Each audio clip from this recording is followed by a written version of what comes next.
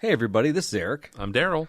Welcome to episode 112 of Throwin Wrenches. It's the automotive podcast that will not be cutting 5% of its workforce through a voluntary redundancy program. Man, I was counting on that. On this episode of Throwin Wrenches. Buckle up. Eric did some stuff. Racing and wheeling adventure stories are a-coming. Mail call, the Grumman LLV mail truck prepares for retirement. Our Race Daily Kill segment makes its triumphant return, this time with 100% more German cars. All that and more in this episode of Throwin Wrenches.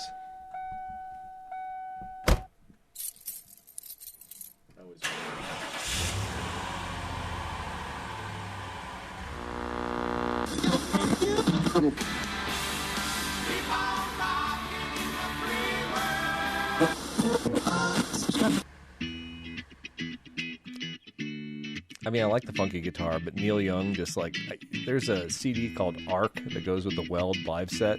Pretty good stuff. No, it's just it's 18 minutes of distortion. Just him grinding Yes, out on it. yes. Yeah, okay. I might like that. It's one of those where half the people left afterwards. Started out with 1,200 people in the crowd. There's 4. There's 4 guys yeah. All right, man. Anyway. Great. I think that's going to be. I'm gonna change up a little bit because I don't think any AI is going to know what that is actually. Probably not. Right. Anyway, or we can just do it ourselves. Hey everybody, thanks for tuning in. Thanks for listening. And as I say every week, and I haven't checked lately. We did get Todd sent us an email in the meantime, but I haven't had any other correspondence. But send us an email at info@throwinwrenches.com and post a review online on iTunes or Spotify, or make a comment on iTunes or Spotify, and be heard all around the world. Is that how the internet works? That's how it works, Daryl. Wow. All around the world. I haven't checked, but Burkina Faso, I think Pakistan we were really strong in, didn't I? Yeah, our numbers are really good in that part of the world. That, honestly, that's no joke. That was a weird anomaly that one year where we were doing... The number one car show in Burkina Faso? Yeah, number one car show there. I mean, people had to be pissed. If I'm past gas by donut or something how did these guys climb the ranks of Burkina Faso? I don't know. I pity the fools. Pity the fool. Hey, do you know about Daryl Scott? Uh-oh. Oh, yeah. So this is about the host segment, Daryl. I'm moving right ahead here. All right, Daryl Scott. By day, he's a mild-mannered information technology operator at a big-time medical group. Big time, folks. But when the clock strikes 5, this dude goes from mild to wild. He buttons on the coveralls and he grabs some torque wrenches. He's the Dr. Heckle, or is he Mr. Jive, or something like that? He's Daryl Scott. Wow. Oh, where's clap? I was reading that as Dr. Pepper or Mountain Dew. I don't know. So there's a Men at Work song, Dr. Heckle and Mr. Jive, and Men at Work's coming to Bloomington. You bought your tickets, didn't you? No, I didn't. I can't be there. Oh, well, I'll buy yours. For those who don't know my co-host, by day, he's a hardworking service manager for Fort's Toyota. By afternoon, he's plotting his course and drawing detailed maps. By night, he's out photographing roadside attractions from his Land Cruiser in the remote parts of the United States. He's the Ponce de Leon of Pekin, Illinois. He's Mr. Eric Stahl. Thank you. Well, thank you very much. I'm saying you're an explorer. Better than Hernando de Soto cutting off the hands of the locals to find the gold. Yeah, wasn't a good guy. No, not a good guy. Bad guy. Not good. All right. Also want to thank our sponsor. It's 112 episodes in, and we are still thankful for the support of Fort's Toyota Pekin. Good folks at Fort's can be found at www.toyota-pekin.com. That's where you find their inventory of new and used cars. And spoiler alert, Daryl, if you didn't know, I still work at Fort's Toyota. Oh, hey, congrats. Yeah. But I can tell you, and this is like Eric Stahl walks out on the lot every day, cars are flying hard and fast off that lot. It is insanity. We're actually having the best new car summer we've ever had. We are actually in the top half rank of the Chicago region for new car sales, which is mind-boggling to me, but the inventory has been great. So if you want a Camry, if you want a new RAV4, if you're looking at those new Crown Signias, which have turned into a really hot car. Those are cool, yeah. They're great. If you're looking for a German hot hatch, look at the Crown Signia. Cool car. So check out Fort's Toyota. You can find them on all the social media channels, also at Fort's Toyota. And I think that's about it. Is there anything else I'm missing there? I don't think so. Thank you, Fort's. I'd also like to say another shout-out to our Patreon supporters. You've been there since the beginning. We do appreciate your support. We just had a pre-show that you got to enjoy as a Patreon member. Oh, man. What did we talk about? We talked about a lot of stuff. I mean, can I even say the word N-poopification? You just did. That's a radio edit, folks. We also talked a little bit about extended warranties. We did. Actually, we did like a true and false segment. We talked about Mercedes. Can you open the hood on your Mercedes right now? Don't know. How about that immobilization thing that the federal government has put into your new They cars? can turn your cars off, man. I'll tell you what. We talked about that.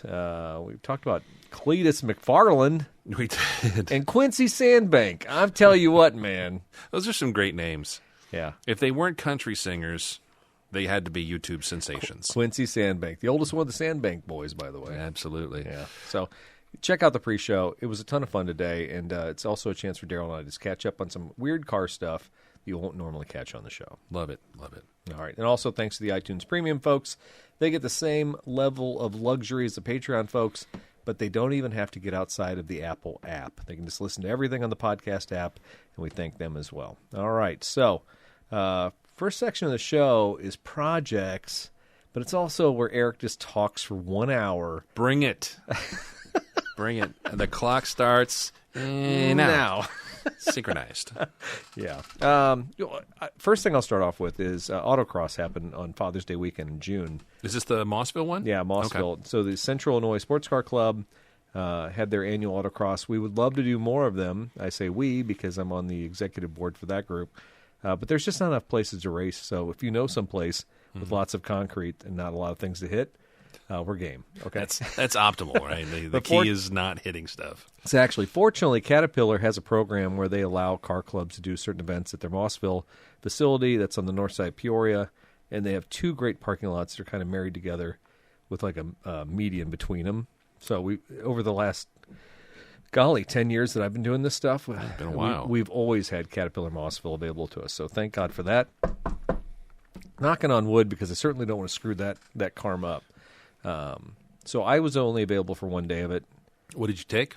Well, so I want to take the Tacoma. I really did. Yeah. Yeah. You did that once last season. Last year I took the X Runner, the 2005 X Runner that we just got the engine going and everything. Yeah. And I just roasted some tires. Had a blast. But this year, I don't know why. I'm trying to remember why I didn't do it. Folks, I'm sorry. It's been 6 weeks. It's a while. But I ended up taking the Supra. I was racing the Supra. I was going to race with Jason Daly. Jason's the head of the Sports Car Club of America. He drives a Nissan 300Z. It's a hot car. He rules the roost with that car. He's usually top three, without even trying. There's a couple of Miatas that are professional grade Miatas that give him fits, but generally speaking, he's pretty great. So this year I rode in the Supra with him, and the nice thing is when you ride with somebody who knows what they're doing, you actually catch some tips, you get some ideas, sure, you actually pick up your game because you're watching their lines as you guys are switching off every other time. And that's kind of what happened this time. I will say this. The race is 50 seconds. Yeah. And so realistically, if you're getting 8 runs, you're getting 6 minutes or 7 minutes of racing for a whole year. Yeah. So how good can you be when you only do something for 7 minutes a year? That's true. It's not good enough, right? So good turnout though at the one in June. Yeah. So the deal was the day I showed up, it rained. And the forecast was rain. So we originally had 110 cars that registered for that day. Oh, wow. But the forecast kind of went to garbage. To our advantage, I mean, the car club doesn't do refunds. If you don't show up, your spot was taken. So people didn't show up. We probably were down to about 65, 70 cars. That could be a little bit off. Maybe it was closer to 80. But there was a time, years ago, I showed up at the Pekin Airport and it was raining that morning. And I said, you know what I want to do? I'm not going to race. And this is when I had the Celica. I'm like, I don't want to be out there on the track because it won't be as much fun because there's water on the track. So you still worked the event though, right? Or did you bail? I think I just bailed. This was way back. Okay. And I look back at that. It was really douchey. Well, you think about it, anything car related, you're like, oh, it's raining? I don't want to spend $30 or $40 of my hard-earned money to get out there. And really, I think we only charged $30 for club members, maybe $40 for non-car. Back then. Yeah. Even then, it was probably even cheaper. It was probably $25. I'm like, I don't want to spend money and spend my whole day out here if it's going to rain. Ugh. It just... You think differently now? I do. How come? It's funny. It's funny because I was so concerned about being competitive back then. But now I realize that, first off, it's a free day of racing because if the track's wet, I'm not ruining my tires. I'm actually... That's a good point. Maybe even getting a little more skill set because I'm running on bad weather, which I don't normally get to do. How often... if I was in the mountains or on a trail or something like that and it's raining or snowing, to me, that's actually a little bit better. Who wants optimal conditions every time, right? Well, I didn't even think about it till you said it. You're a little probably more forgiving on your equipment. Yeah. You're not out there pushing it to the limit or, 100-degree asphalt. Yeah, I'm not roasting tires. Literally, today I can run the living hell out of these super tires, which we've just thrown on there, and know that they're going to be good for another year, likely, right? You also probably get to see an aspect of, like, you ever have a set of tires really surprise you? Like, this has grip, and it's raining. Yes. Like, and these tires rock. And so that was the deal, too. Also, we I don't remember what brand are on there. I'm pretty sure they were the Bridgestone. Golly, I feel terrible. If they were Yokohama, I'd know because Yokohama's been a big sponsor lately. But no. But Jason Daly was racing, and he was gripping really good, even in wet. I couldn't even believe that there was water on the ground. Still putting down power. Yes, yeah, it was pretty amazing. So I actually had a blast racing in the rain that day. The morning runs were pretty dry, and by the time I got to the fourth or fifth run, Jason had bailed out of the car, and he had his family there, and I had one good run in the morning. And then in the afternoon, it just all went south. The weather went to garbage. We were all soaked to the bone. That's the other thing, too, because you're working the course, spending a lot of time out there. And maybe I'm better equipped now because now I actually have a raincoat that, like, shields me from water. You didn't get pneumonia I wasn't wearing a hoodie that was, like, soaked all day. Basically a terry towel is what you're out there wearing. Exactly. So the second half of the day, while it was an adventure, we certainly weren't making it up any time. So at the end of the day, it was dumping water, and I was out there collecting cones. I was just like, let's just get it going. I had my Tundra, just getting cones, picking the place up. And I roll up to the front, and they're like, hey, Eric, you got second place in B Street. And I'm like, huh? I got second? It was a Honda Accord. What are the sport R-Type or something like that? What are the Hondas? Yeah, well, I'm going to sound like a total doofus. I don't know. Yeah, they have like a special edition, sport edition. But it was a bigger car, the Accord? Yeah, I think it was an Accord, like R-Type or something like that. It had a fin on the back. It was a cool car.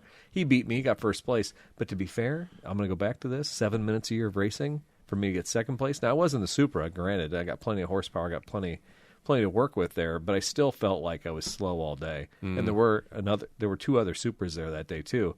So I beat the other two Supras, which that made me feel good too. Yeah, right? That ain't bad. Yeah. Well, and the Supra you've been racing now. This is now its fifth or sixth season. Yeah, crazy, right? I mean, how many miles the car got on it right now? 20, maybe. So it's still pretty low miles, but it's seen some use. No, all of its use is like abusive. Let me ask you this: have you got to a point now where you've noticed, like, maybe, tie rods or maybe the suspension bushings are a little loose? Is it still held up pretty well? It's held up pretty well, and I've seen some concerns from customers. I've seen a rear differential leak. There's on the drive shaft of the BMW. There's rubber bushings where the bolts mount onto the flange at the rear center carrier section or whatever. Yeah, so there's like rubber bushings there, which when guys do a bunch of neutral drops or stupid stuff, blow them out. Yes, they do. So we haven't had that problem yet. Let me also ask, besides tires, I know you've gone through a couple of different sets of tires done on the car. 3 sets now. Yeah. Any other like normal maintenance wear and tear? You put brakes in the car yet? Anything like that? Zero. Really? Nothing. Yeah. Nothing. Just tires. Yeah. Huh. That's cool. It's been a great car. It's been a fun car. Actually, now I'm thinking about it, I'm like, why don't I drive it more? But yeah, I probably should. Is this the last year they're making them?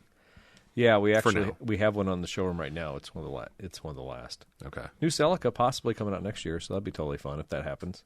And the Stahl family, I've tried to prep Miss Stahl that maybe she get rid of her Prius for a new Celica. It might time out that way. You right? never know. That'd be pretty awesome. Okay, so that was autocross. It was a total fun.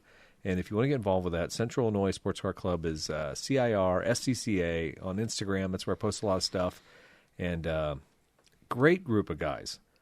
Shout out to Dino. Shout out to Eric. Eric Bonk, yeah, for sure. He was out there, I'm sure. Yeah, I didn't see Matt Shepard maybe show up a day, but Some of the best car people you could ever meet. Yeah. And people, so Champaign County came over, and it was a joint event kind of with them. Dean Plumador came over, and loved Dean. You know what? I just love Dean Plumador. He's a good dude. He is a good dude. I feel like, I feel bad that I only see him when we're on track days. I'd like to just hey, let's just go hang out sometime. Go grab dinner or something. Yeah. It's funny. I channeled a little bit of Dean Plumador the other day when somebody on my Facebook feed was like, there's this weird car in my neighborhood. I don't know what this is. And they took a bunch of pictures, and I'm like, I know what that is. And I'm like, that is the Georgia Tech solar car, blah, blah, blah. And I just geeked out on her. And she's like, oh, how do you know all that? I'm like, I know a guy who was really into him, and I got into him for a bit too. So, Dean, thank you for sharing your love for all things, basically science. He's incredibly. And he's still working. He's still doing stuff at ISU. Okay. Yeah, can't give it up. Just when they thought he was out, they pulled him back in. Now, that guy, you know what? He needs to be in front of people. He has lots to share, so I'm glad he's still doing stuff. Right on. So then we'll get away from the sports cars. So I think everybody knows. Does everybody know I got the 2024 Land Cruiser? We talked about it. Yes, you were getting it prep. I think with the last show, I don't know if you did all the build-up. Okay. Like the lift and the tires and all that. So you need to tune into Fort's Trail Team, because I've posted tons and tons of stuff about the lift and the upgrades you've done. I got a 2024 Trail Dust First Edition Land Cruiser is my new demo. Dude, it is hot. It's beautiful. Dude, Tree Hugger 3 is in detail right now. No stickers. Just gray paint. And, a shell of its former but self. it looks beautiful. It really does look good. Right now they're detailing it. They're bringing it back. They're going to sell it. And I'm like, it's a great truck. It is a phenomenal truck. I'm like, yeah, I should buy this and just put it. It's a time capsule truck, because 140,000 miles on a 2016 or 2017, whatever it is, that's nothing. No. And that truck could literally, that's like end of the world truck. Yeah, I mean, you could the rest of your days you could have that 4Runner, and it's cool. It's got the cool color, the cement color, which a lot of folks like. It's got the winch. She's got a little bit of armor on her where she needs it. It's a great vehicle. So whoever gets it, I hope it's somewhere far away, because I don't have to look at it. So, Memories like the corner of Eric's mind. Yeah, right. So got the new Land Cruiser. We got a lift on it. We went all out with an ARB, Old Man Emu, Bilstein 3.5-inch MT64. suspension lift. It's a beautiful system. It adds 350 pounds capacity at the front, 800 pounds at the back. And it has a presence. It has it. Yes. We saw one, oddly enough, the same day I saw it, after it was all completed and you're getting ready to go on your trip. We met for some beverages, and we saw one that looked, it's the same color, plain Jane, yeah. And I'm like, that's not it. I knew right away. I'm like, standing next to yours, it's a completely different attitude. Yeah. I love it. Keith Cotton has 2 Land Cruisers now, and he came in the store today, and he got in my truck, and he just started laughing. He's like, this is so cool. I'm like, you have 2 Land Cruisers in your garage, 2 new Land Cruiser 250s, as we call them, LC 250s. Yeah. And yet he's in mine just giggling like a child. He's like, this is awesome. So Killer. But Yokohama and I worked together. We got some great tires for it, some 285/75 18s. On stock wheels? Well, we did TRD upgrade rims. They have a little bit more offset on them. And basically it's like a 34.7-inch tire or something like that. So almost 35s on this truck. And it does have presence. You're right. There's something about it. Yeah. And it's not just, the recipe, the classic recipe, of course, throw a lift on it, throw bigger tires on it. This doesn't look like that. It fills out, it matches the rest of the look of the truck. I think the tires are slightly just one size too big. I really do think, but that's nitpicking. At that point, it looks great. It's functional. Yeah. So to the point, took it out to Colorado 2 weeks ago. We do the dads and kids trip. We used to do the 3 dads, 3 daughters, 3 4Runners trip years ago. But this year, Matt brought his 2 kids out, and Jake and Don brought their daughters out. And it was fun to just kind of get back on the trail. Now, on a trip like that, we're not going to do a ton of wheeling. Sure. But we did drive our butts off, because the plan was that everybody shows up in Steamboat Springs, Colorado, which is on the north side. It's even easier to go through Wyoming, to go through Cheyenne, to come down to Steamboat and start the trip there. The weather was terrible. When we rolled into Steamboat, there was a forest fire actually starting. It was 93 degrees, I think, in the shade. Oh, wow. And we were at a KOA with no air conditioning. We're in primitive tent sites. And it's a dry heat, Daryl. So, it isn't quite the same thing. But 93 to 93. You're in elevation in the shade. Did you see a lot of the smoke and stuff from? It was so funny because we rolled in there, and I'm like, is that a fire? And I called out, and they're like, yeah, that's a fire. And then they said they had it under control, but as we left town later that week, I guess it got way out of control. So yeah. One of my coworkers is in the southern part of Colorado, and she's like, I don't know where your friend's going, and because I said, my friend's going out there wheeling with some, and she's like, I don't know where in Colorado because we're on fire everywhere. Yeah. So and that was also the time. Was it the beginning of the Canadian wildfire stuff too? Yeah, because Aiden sent me a picture. My son sent me a picture of Kenosha. It literally looked like remember Blade Runner, like 2045, like the moon. yeah. He sent a picture of like the marina at Kenosha, and it just looked horrible. It was weird. Yeah. So a lot of weather going on, but you guys were safe where you were at. Yeah, we were at. So and so we eventually we made a change in plans because originally the plan was we're going to leave Steamboat, we're going to work our way through the Bighorns, we're going to go up to Casper by the end of the week, and then we'll head home. We haven't really explored Wyoming, so this will be kind of fun. It'll be a little bit different. And, sometimes, you just want to try something new. Sure. But as we're looking at the forecast, dude, it was Wyoming. It was under the heat dome at the time. It was 100 degrees every day. And we're like, wait a second. We met here on a Sunday, and we're going to be done on Friday, and we'll be heading back on Saturday. Who wants to be sitting in 100-degree campsites every day, right? So at that point, we looked at the kids, and we all looked around as adults and said, forecast, tap, Leadville, high 70 degrees, low 50. Sold. Okay. Yeah, exactly. Ouray, same thing, high 75, low 55. I'm like, okay, well, let's do that. And that's fine. You know what? I'm not here to go crazy and do a bunch of stupid stuff. But Don, my buddy Don, Patreon member Don, he knows some backroads trails. So what we're going to do, we're going to have a fun jaunt all the way through Colorado. We're basically starting in northern Colorado, work our way down to southwest Colorado.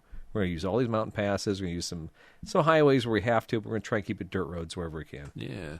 We saw some great territory, just dirt roads and country roads, and we were out in these dirt areas bouncing all around. And at one point, we were coming into Leadville. We come into a pass. I don't know if you saw my video for Hagerman Pass. Yes. Is that where you had the little stick and you were going through the water and stuff? What town was that? Well, that was cool that wasn't Cinnamon. I'll have to go back on that one. I don't know. But Hagerman Pass. So ultimately, we're going to Hagerman Pass, and Hagerman Pass. If you take that from the north side, you'll end up down in Leadville. It just comes right into Leadville. Everything we have apps. I mean, I got to X Off Road. Don's using Gaia. Everything says that Hagerman Pass should be open, and it's a hike. When you go to these mountain passes, they're usually just a side road at the end of a long, long trail that maybe is like a lake trail or something like that. So 80 or 90% of the population is using that trail just so they can get to the lake. Okay. So we spend hours getting up to this spot, and then when we get up to the road that says Hagerman Pass, it's fenced off. It says Hagerman Pass closed off for fire threat. Doggone it. Well, here's the thing. You're not just hopping back on the interstate and saying, all right, well, let's take an alternate route. Now you're having to drive hours back to the interstate or to the state road or whatever. Yeah. And a level of frustration was just like, wait a second. We just spent all these hours. We got to spend hours going back. And so we get down to the bottom of that trail, and there's two cones sitting down there. And there's an information display. When you roll into most of these places, there's like a 3-panel information display like you're at a national park that say, watch out for bears. There's fires. There's this, whatever. And so you look for anything. And the only sign that was up on that 3-panel was high fire risk, no open flames. Okay, that's fine. On the cones, there was 2 cones, one on either side of the road going up. Just little cones, nothing major, like 2-foot little guys. There was a piece of paper taped on one of them. And this is maybe 16-point font in bold that said Hagerman Pass closed ahead. It's like somebody just printed it off on their office printer. And put a piece of tape on there. Now, maybe somebody stole the piece of paper off the 3-panel or something like that. When we were going up that trail, people were like racing down back the other way, like asshole-like. Really?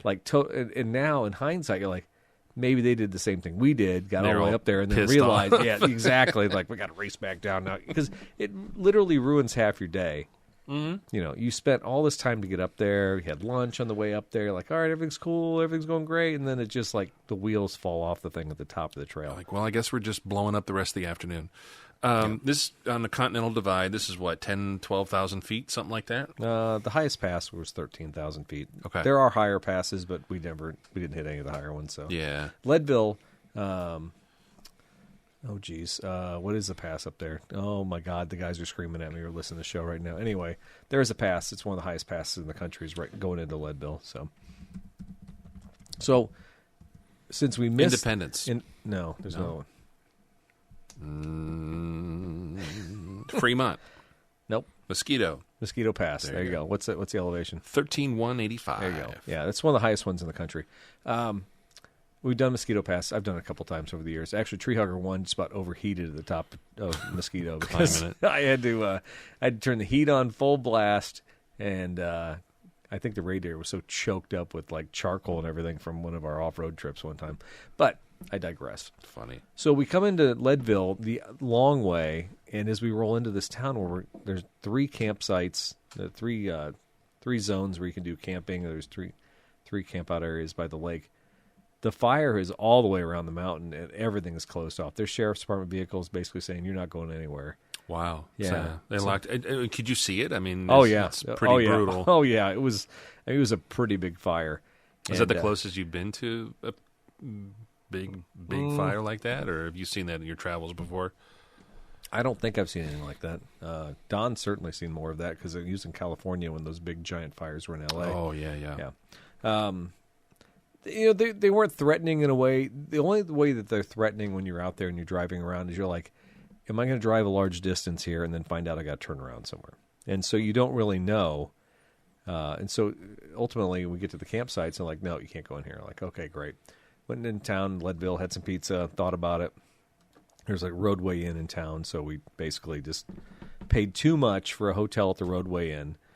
$150 for the night or whatever the hell it was. Nice clean room. Any bugs? No, that one was okay. Okay. Yeah, okay. Sydney, Nebraska, the Country Inn. I gave it a 1-star review on Expedia. So It's that you liked it that much, dude. I thought I thought they'd save that for the pre-show, but I didn't.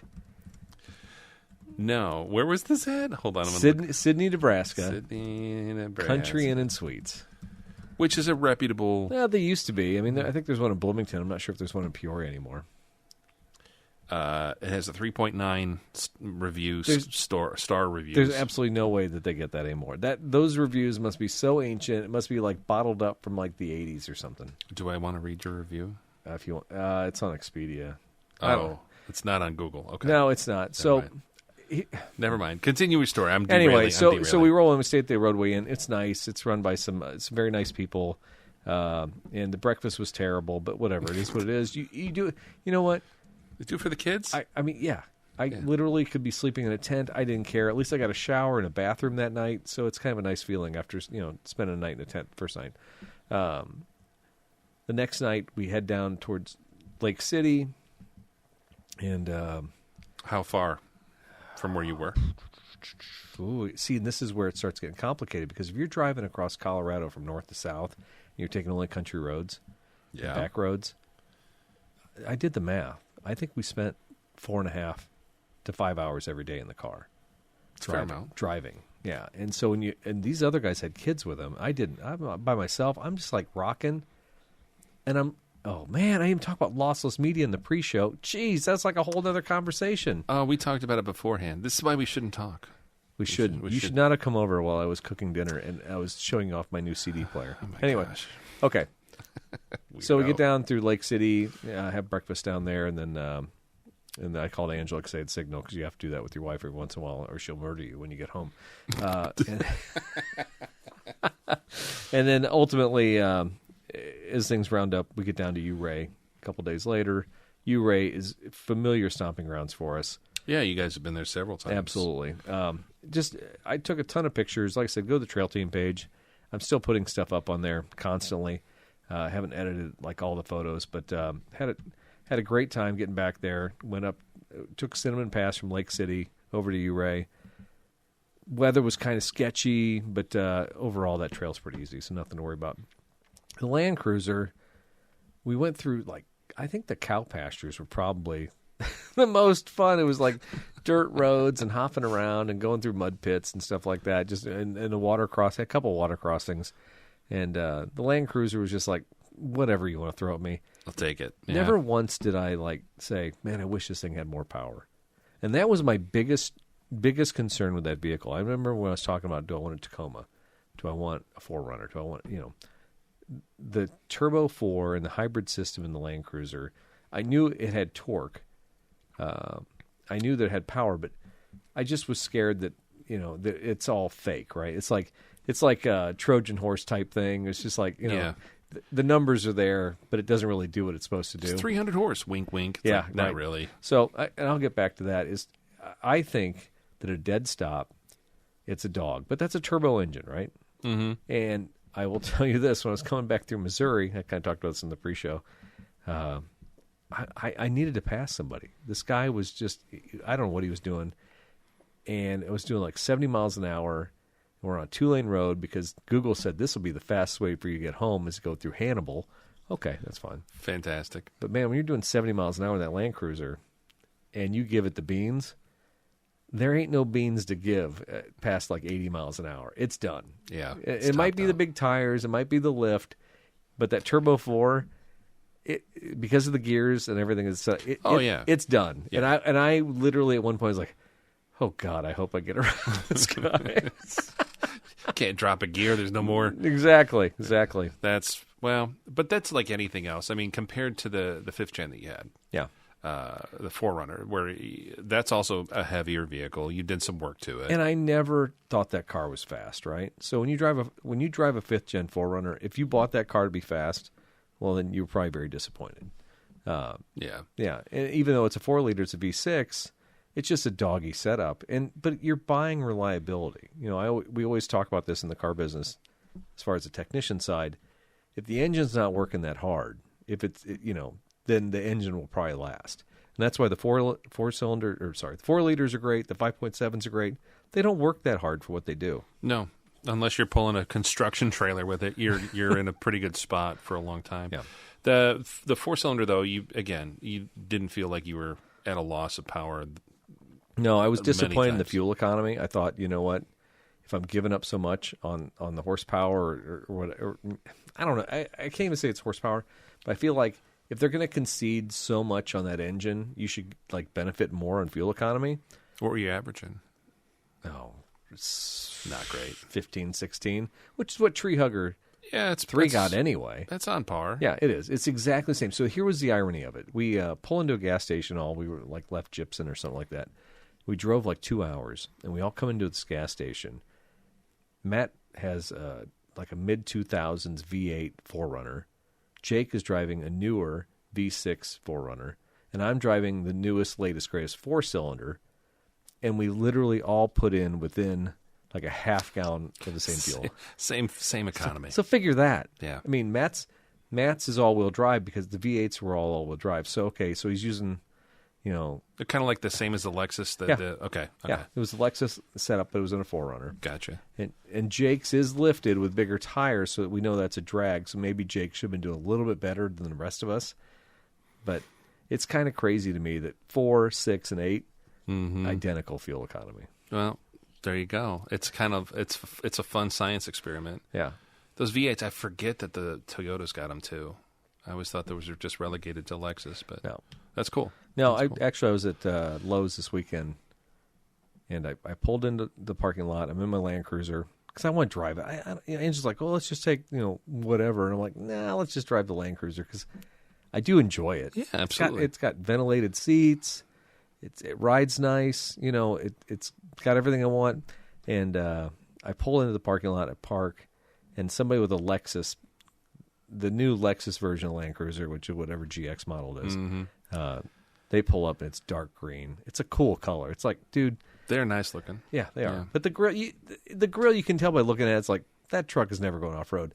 And sure enough, as I get out of my truck, The woman that gets out is probably 65 years old. Like, she just looks like a business professional. And I'm like, that truck is so wasted on that woman.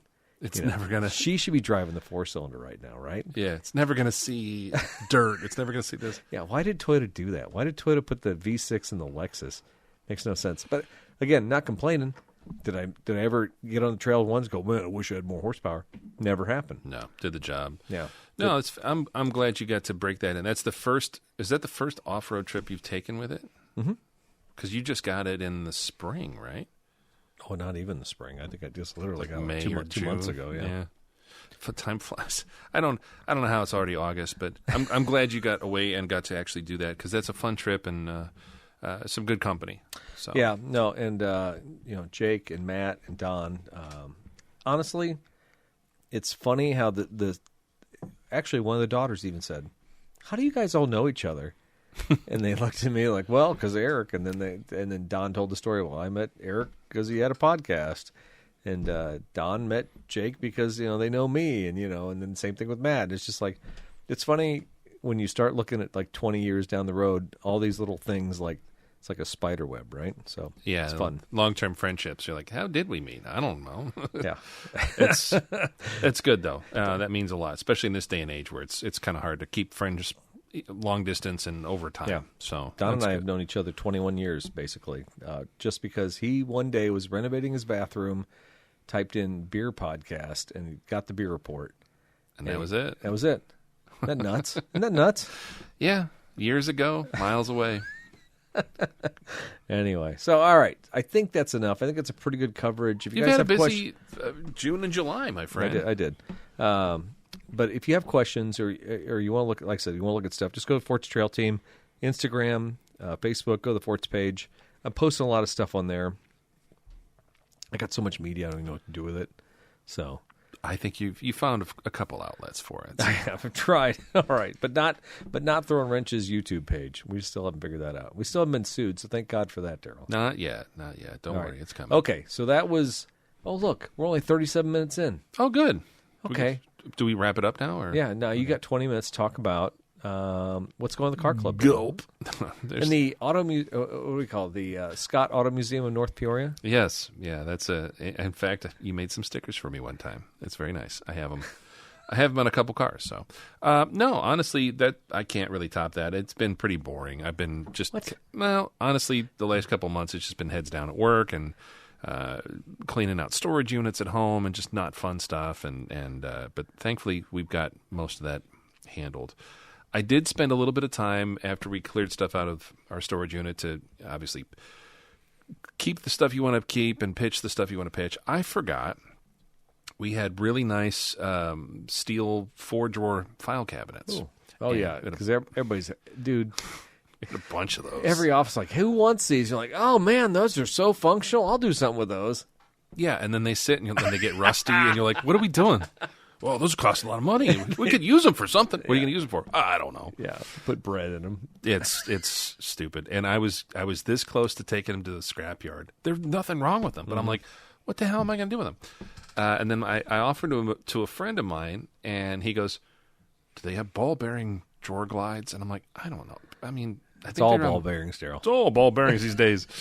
I said, I think they're rollers, but I don't know. He goes, well, if they're ball bearings, I could put tools in them, but if they aren't, then I'm not interested. I went home that night, and I'm like, I'm going to scrap these. These are junk or whatever.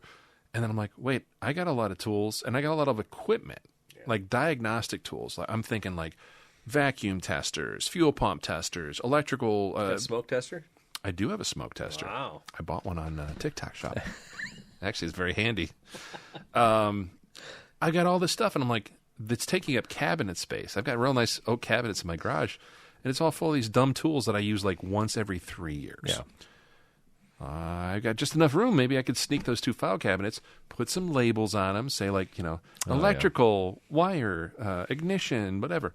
I did that. I spent one day, and I sorted it all out. I've got drawers for, here's my brake tools, here's my pulley removers and hub tools. I've got all that stuff all organized now, and it's great. And it's one of those things that I didn't know I needed to do that, but after I did, I'm like, I feel better. I'm not angry when I come in the garage now because I have all this room and everything's in its place. I need a Marie Kondo. Oh.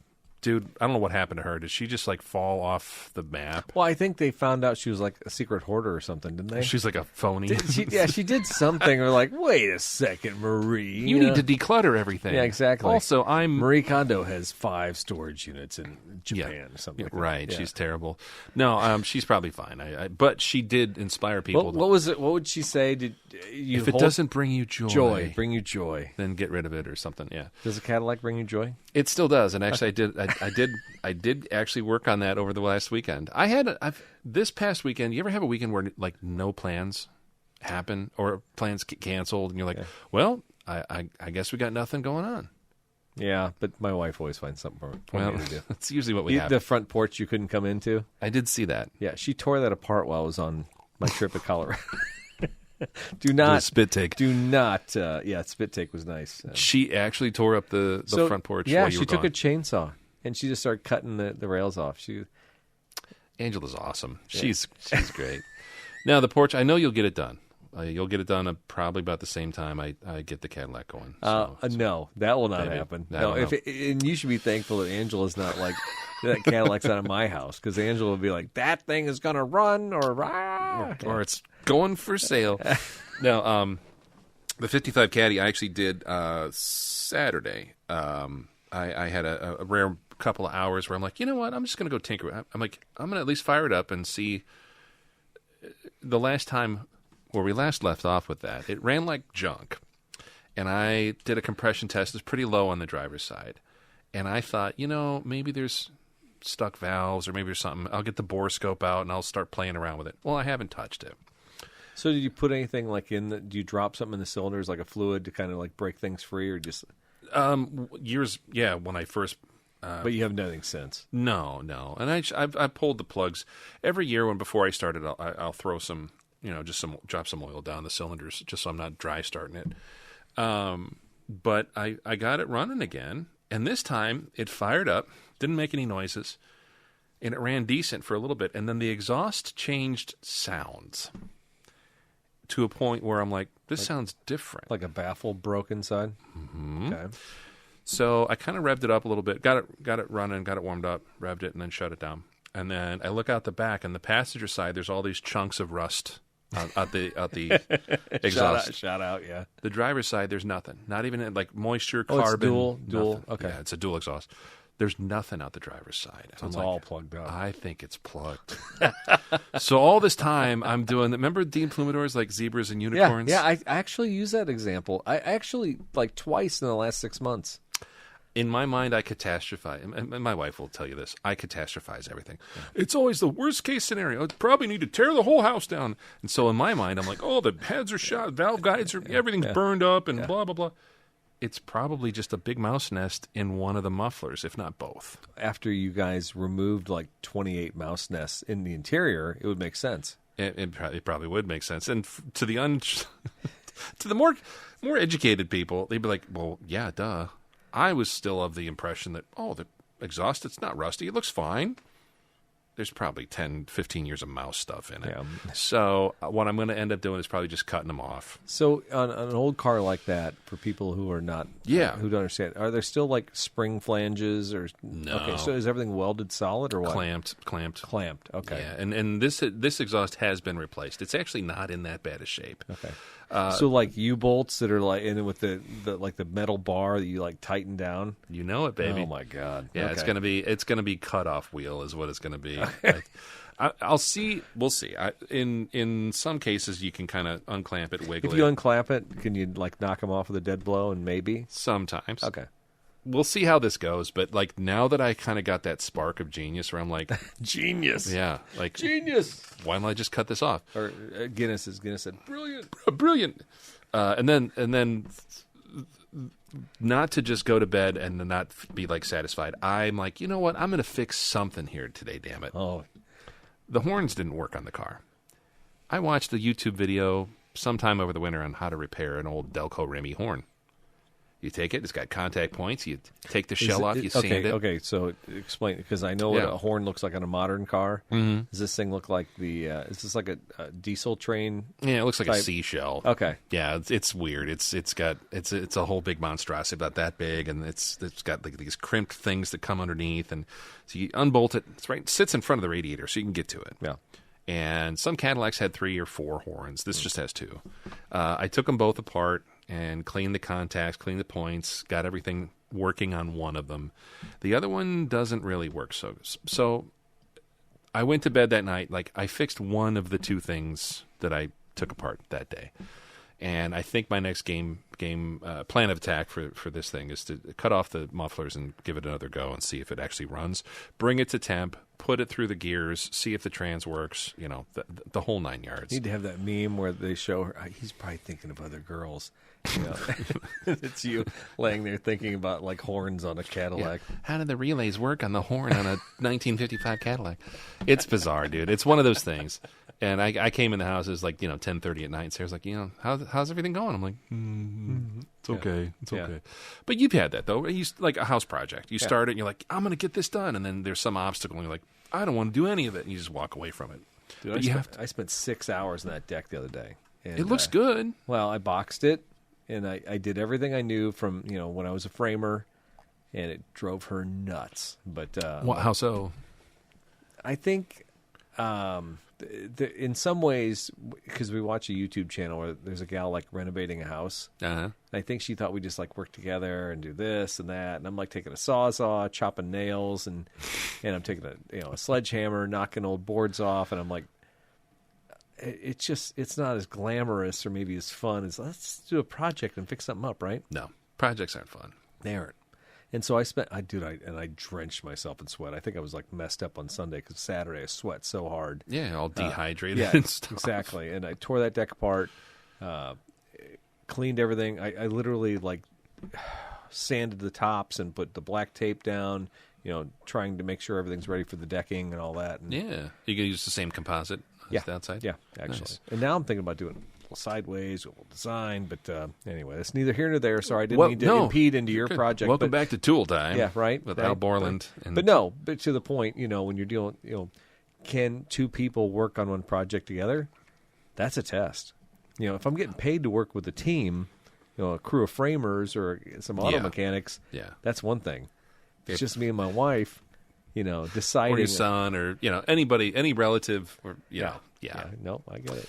No, it's all good. So I'm feeling better about things, but that just became one of those weird Saturdays where I had nothing to do, and I'm like, I'm just going to play around with this. The other thing I've done in the garage, and I'll leave it at this in terms of projects. Oh no, we got more questions, but keep going. No, it's terrible. The Fury, the 1970 Plymouth Fury 3 convertible. When we last checked in, I think it was in the late spring.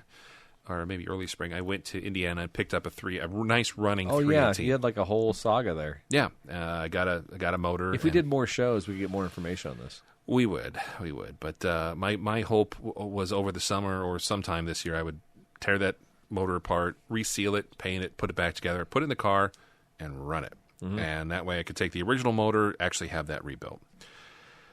I haven't done anything with that. I basically put it on a stand, cleaned it up, pushed it to the corner, said, I'll deal with that later. Yeah. I haven't even ordered a gasket set, and I'm terrible. I'm trash. But what I did one night, after Sarah and I were working on some other house stuff, it was like 10:30 at night. I might have had a beer or two. And I'm sitting in the chair. We're just kind of sitting, chilling, listening to the music. I think there was a little bonfire in our fire pit. And I'm scrolling through Facebook Marketplace, and I see, 318 parts for sale. Oh. I'm like, I'll click on it. Picture of a couple engine blocks, cylinder heads, all in a backyard. I click on it. It's Peoria. $400 for a lot of everything. Didn't know the guy? No, I did know the guy. That's why I bought it. So it was like 2 318s, a 360, bunch of manifolds, this and that. And one of the 318s had an old Edelbrock LD4B 4-barrel manifold, which is the 4-barrel. If anybody, Mopar guys that are listening or gals, the only 318 4-barrel. This is my bathroom break time. Yeah, you're going to take off. The only 318 4-barrel intake that really works on those smaller 318 heads. Okay. Or 273 heads. If you say so. is the Edelbrock LD4B. Everything else, if you go and buy an aftermarket intake for a 4-barrel, you go to Summit Racing or Jags, and you're like, I'm on a 4-barrel Hawaiian Stealth or a 4-barrel Edelbrock Performer. They'll sell you one, and it bolts on a 318, but there's a port mismatch. It's not even close. And that's because the 318 was never really designed. Just take like a rasp and like file that off. And make Well, it you work. could, yeah. I mean, you could like port them and port match them, but like, who's doing that? And realistically, you're not making that much more power. But it's enough power to be like, if you had the right manifold, and this old school Edelbrock one, which they don't make anymore, is the right one. I almost drove up to like Eagle, Wisconsin to buy one of these things, and it had been ripped up, helicoiled, and whatever, and it was still like stupid money. And I'm like, I want to put a 4-barrel on the car, at least for a while. I'm not going to cut up the car. It's not going to be modified. But for the time being, while I'm running this other motor, even the guy I bought it from, he goes, you're going to want to put a 4-barrel on there. I'm like, okay. I bought this other motor, complete motor, just for that intake. And now I got spare parts. I got a spare set of heads. I got some spare fasteners. I got another crank if I smoke a crank. I had no business buying it, but I bought it. And now that's sitting in the garage. So I have 2 spare motors on stands in the garage that I'm not doing anything And with. space isn't a premium at the Scott Auto Museum. It's okay. I'm if I haven't tripped over it, then it's not a problem. But it's going to be a problem, Eric. That's what I'm telling you. That's what I've been up to. So, okay, but you had other notes. The Volvo. Yeah, got the Volvo out. We're consolidating storage units because And I wondered if you, like, got rid of a storage unit. we did. So we're down to, we're actually... Well, you have to give the quantity. But, No, we're down to 1. We're going to be down to 1. And the Chevy truck? Well, I haven't moved that officially yet. I got another month. But yeah, we're going to... Oh, sorry. I thought that was in... Well, the ink's still drying. But no, we're going to be paring down from 2 into 1 big one. Nice. And so I'll have to extricate, kind of like the Ark of the Covenant in Temple of or Raiders of the Lost Ark. I'm going to have to fish out our 76 Chevy C20. Our best people. Yeah, top men. But the Volvo, the 69 Volvo 144S, I hadn't driven that all year. Pretty much last year, I hardly got any miles in it. And I moved it from the one storage unit into the new one. While I'm moving it, I'm like, this kind of smells weird. And also, there's little white splotches of stuff on some of the fabric. And also, there's moisture problems in our old storage unit, which was another big catalyst for getting out. Yeah. I had some mildew to deal with. Yeah. Which, after dealing with that Cadillac, I don't care. And the Chrysler. Yeah, I honestly, none of that phases me. I'll put mustard on it, eat it. I don't care. So we spent the whole day, ripped the interior out of the car, cleaned it, whatever, put it back together, drove it for a little bit. And actually, I miss driving that car. That still is a fun little car. It is. It is. The day that we went up and did you let me drive it through Creve Coeur or something like that? Maybe. Or did Angela? Angela drove it. Oh, maybe. Yeah. I think it's so much fun. What a great car. Cute little car. So it still runs great, man. That thing is one of the best running cars in our fleet. You just put a battery in it, check the oil, fire it off, and drive it. So now it's fresh and minty clean in a nice, dry, clean storage. Nice. Whenever you ever see somebody selling something like, oh, bad storage, it suffered from bad storage. Yeah. It's like there's nothing worse than putting something away in a terrible environment. Yeah. And I don't know, it's kind of a crapshoot whenever you put something into storage or even in your garage, right? Sometimes people's, like our garage in our house is a little musty. I got to have some air movement. I got a fan going. Mm-hmm. I could run a dehumidifier if I actually had Yeah, the worst is when guys are like, I bought this dehumidifier box. You just like put it in there and it'll dry out everything. I'm like, no, that won't work. No. Little balls that are supposed to turn colors when they actually collect so much water. Or what are those, the bucket, the damp rid? You ever use those? We put one of those in one of our cars in storage one time, and I came back and I usually, even if I put something away for the winter, I'll check it like every couple months, right? Mm-hmm. Every 2 months I'll pop in. It's like, everything cool? Or great. I got one of those buckets of damp rid, and you take the lid off. It's got a little mesh screen on it. It's like, it's an absorbent or desiccant or whatever. Yeah. I came back and it was like overflowing with water. It was like basically a 5-gallon bucket of water. And I'm like, what the hell is this? And that's like, you're supposed to dump it out or replace it every so often. Yeah. I'm like, this sucks. Yeah. So again, are all of these things, Eric, a message that maybe I need to get rid of some stuff? Maybe. Yeah, well, I still have a Scion. I still have a couple cars at the dealership. So I thought you sold that Scion. All right. Next episode, we're going to bug Eric about the Scion. I had somebody say they'd take it today. Really? I'm to the point where it's free. So Was it a salvage yard or? No, an employee, a fellow employee. Anyway. Bear Recycling. All right. So you know what? This is actually great. We're not even an hour in, and we're to our first segment of the show, Daryl. What is that? Second. Oh, okay. Race Daily Kill.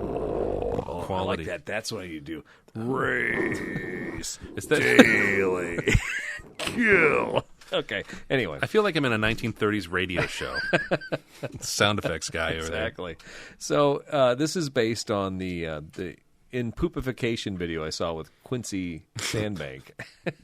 Quincy was all about buying this 1990 190E Volkswagen. And I thought, you know what? Or Mercedes. Mercedes. Mercedes 190E. And he was talking about how he's going to rebuild the thing and what a great car it was. And it had me thinking, what were the other great cars as far as German economy cars in 1990, Daryl? And what would be the big three to you in 1990? Yeah, a Benz 190 would probably be the same as like an entry-level 3 Series Beamer. And a Volkswagen Jetta, maybe? Yeah, a high-end Jetta would be real. That'd be nice. That'd be nice. So here's what I've done, Daryl Scott. I brought 3 cars together for a race daily kill. I have brought you a 1990 Mercedes-Benz 190. We'll have some specifications here in a second. We've also brought you a Volkswagen Jetta Mark II and a BMW 3 Series E30. Look at that. These 3 cars will be competing today for race daily kill. Which one of these cars will you race? Which one of these cars will you daily drive?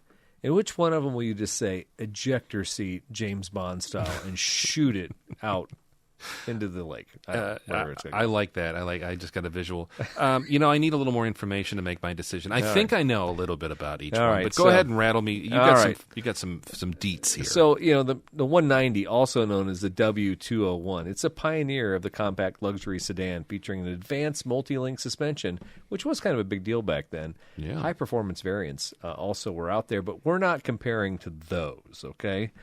Key component of this car was a 4-cylinder, it was a 2-liter. It was an inline 4, which was kind of neat. Rear-wheel drive, multi-link independent suspension. It was produced from 82 to 93. It's a balanced saloon, and it's engineered with efficient dimensions.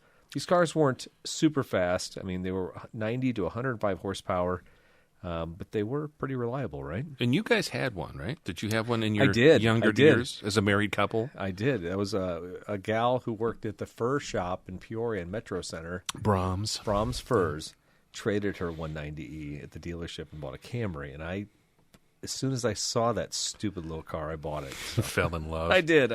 And these were, like, to me, growing up, seeing Mercedes and stuff on the road, where I grew up near, like, Chicagoland, it would be a lot of E's and S classes, the big boys. The 190s would show up every once in a while. I'm like, oh, that's kind of cool. It's a tiny one. They weren't tiny. I mean, they were probably in the same. They were Corolla. I mean, about that same size. I would say mid. Maybe just a bit longer. Because you have an inline 4, so the hood has to be a little bit longer, and they're rear-wheel drive. But as far as the width, and I would say the interior capacity, very similar to like a mid-90s Corolla. Okay, fair enough. Talk to me about the Jetta, because I remember Jettas growing up as well, but I don't remember any of the specs. Now, this car's front-wheel drive, okay, so it's a little bit different. Okay. They had different versions from the Wolfsburg, and they had inline 4. I didn't even know they had an inline 4 option. Interesting. I don't believe this option comes here, though. It's the 1990 Jetta, features front-wheel drive and 16.6 cubic foot trunk. I didn't even care about that part. And engines that range from 52 to 134 horsepower. Man, that is just a dog at 52 horsepower, right? I'm guessing that's the diesel, because they still put diesels in at this era. Okay, all right, that makes a lot of sense then. And I'm thinking that's got to be, because people always said, yeah, they're great, reliable cars. Yeah. They're terrible. They make no power, and I think this is years before they put the turbo on. So this one you're going to race today, or race daily kill. You're going to do the standard 1.8 liter. It's 105 horsepower. It has 110 pounds of torque, okay? All right. Well, you can choose the transmission of your choice. Next, we have the BMW 3 Series, the E30 as it's called by the kids these days. It's a nimble, compact 4-cylinder sedan, celebrated for its rear-wheel drive, dynamics, and eager 4-cylinder or smooth inline 6 power plant. We're not doing the 6-cylinder, Daryl. You're not getting that. Oh, engine man, today. Sorry. come on. Yeah. This game is rigged. It's fixed, I tell you. All right. But you can't have the 5-speed if you want that, okay? Fine. All right. Tasty little number. I remember so, these. These are your choices, Daryl. And I don't have the horsepower stats on the BMW. I apologize for it, but That's I would imagine it's somewhere around 120 horsepower if I had to guess, right? So again, stating the premise, pick one to race, Yes. pick one to daily drive, and then pick one to kill and send straight to the crusher. Yes. And so I'm going to let you go first since I had to tediously go through all those cars. Wow. Okay. If I was a practical man, which I like to think that I am, I would say, well, the Mercedes is buy it once, buy it for life, and that would be the good daily. However, I remember these were a little narrower, and as a kid, I always thought the S-Class was the supreme because I thought, if you're rich, Mr. T drove an S-Class. No, he did not. He did. He had an S-Class, and he had a custom vanity plate. Used to see him running around Lake Forest when I was a kid, and it said, Mr. T T's. was in Chicago? Yeah, he lived in Lake Forest. What? Yeah. Remember the whole thing? We cut down all the trees in his house? No. And all the Arbor Day people were like, how dare you kill the trees? I'm the No, Lord. I don't remember any of that. Okay, that's a weird thing. Wow. Okay. He drove an S-Class, and it said Mr. T6 or Mr. T7 was the plates on his car. I thought it was cool. The 190, I'm like, it's like a baby. It's cool. I like the lines. I think it's really neat. I don't know. If I had to pick one to race, I would have to say the E30. Well, not the M30. The M30 would be nice. BMW E30. Even the 4-cylinder variant, that car handled great. The E30 M3, still a hot car today. Yeah, and that was a 4-cylinder. It was a hopped-up 4-cylinder, but badass little car. I would pick the E30 to race because I think it'd be a fun driving machine, which I think was their slogan, right? Ultimate driving machine. Mm-hmm. All right, so I'd pick that to race. A daily driver, I'm going to go with the Jetta. Why? That's not as classy as a Mercedes. I like this era of Jetta because even for a smaller car, tall glass line, lots of headroom. Okay. They were roomy, and my uncles had a couple of Golf GTIs and Rabbit GTIs growing up. One of the smoothest shifting transmissions ever, and just fun to drive little car. It would wrap out at like 65, 70, but in the city, running block to block or just running to work, fun little car. I'll pick the Jetta, even in the base, GL series, which unfortunately I do like Mercedes, but I'm going to have to kill the 190, and I'm going to say those are my three choices. Okay. I mean, that's solid. That's solid. And actually, How about you? I was with you. I was down with it. I'm like, you know what? Yeah. Daryl Scott has completely stolen my choices. Did I? But then I remembered. I mean, there in Throwing Wrenches history, there's a Hail Mary, and I say Hail Mary like full of grace. There's Yuri Roquist. And so racing doesn't necessarily mean You got a thing for on the her. concrete, right? Yeah. Okay. Yeah. So this Benz is built like a brick, you know what? It's a tank. A little mini tank, but it's a tank. So why couldn't I put some snow tires on this thing? Maybe put a little bit of a heavy-duty suspension on it. Are you thinking like winter finish road rally? I'm thinking maybe some numbers on the side, and we're rally racing this sucker. Okay. I think the 190 is, man, even a bull bar on the front of this thing and some rally lights, that thing totally murders it out there. Okay. So I think I'm racing the Benz. Fair enough. Okay? Now, I'm with you 100%. I really do believe the Jetta and a 5-speed front-wheel drive, those cars that size, Angela had a Rabbit or Golf or whatever it was back in the day. Yeah. One of the most fun cars we ever had in our life. And that 4-cylinder, you pop the hood, like 1 billion cubic feet of space to work on. You can pull the timing belt off. I mean, it's just right there, right? Yep. Great cars, super easy to work with, and fun to drive. I mean, that was when Volkswagen was a Volkswagen to me. Agreed. You could go back to air-cooled, but realistically, when they went to this genre of Volkswagen cars, so much fun. And that's the Scirocco was always like my dream car. So Those if are I couldn't cool. afford a Scirocco, I'd probably get a Jetta. So Yeah. I think the Jetta's going to be the daily. And I'm killing the BMW, Daryl. I'm sorry, but I never wanted to be a BMW guy. No? I never did. I never wanted a BMW my entire life. So I've just found my out. See ya, BMW. You're gone. Wow. Okay. All right. Yui Roquist comes back from the dead. You have it behind you somewhere. Don't you have a Mercedes model of her with like the one that she had, the fin tail? I did. It's somewhere. Oh, man, I should have a poster of her somewhere. I think You should. Maybe I'll find one on... The Return of Yui Roquist. We have to make pull that up. title of the episode. You know, the weird thing, that Jetta, that particular model that they started in, I think, like 80, whatever, 85 or whatever, they still made that in China up till that same style until 2010. I believe it. So Solid it's car. Bulletproof. Yeah. No, Angela's convertible, the Golf she had eons ago, very, very fun car to drive. And the back seat was huge for a small car like that. Yeah. I mean, there was no space in the boot. Had that little like portal hatch. Oh, there's nothing in there. There was nothing back there, but you put like a lunchbox. Yeah. Those things I almost bought one years ago, and it was like dirt cheap. And I was talking to a friend of mine who's another car guy, and I'm like, hey, I think about buying one of those just to kind of get it running and enjoy as a summer car. He goes, what are you, a prom queen? Oh, dude. And I'm like, okay, all right, I get it. But also, those cars are some of the most fun cars. I've seen those things on autocross courses, road courses, just guys ear to ear, like 3 wheels going into the corners. Sure, for sure. Just a blast. And they're making 88 horsepower. Yeah. You know? So, like, okay, you can make fun of them all you want, but bang for your buck, I think that's a lot of fun. But anyway, the 192, you had one. Did you have any major issues with it? Head gasket. A blue head gasket. Did you really? Yeah. Oh. Yeah, I was having a misfire, and I took it to Cawthon Mayer, and it was a head gasket. But back then, a head gasket was probably $1,500, maybe.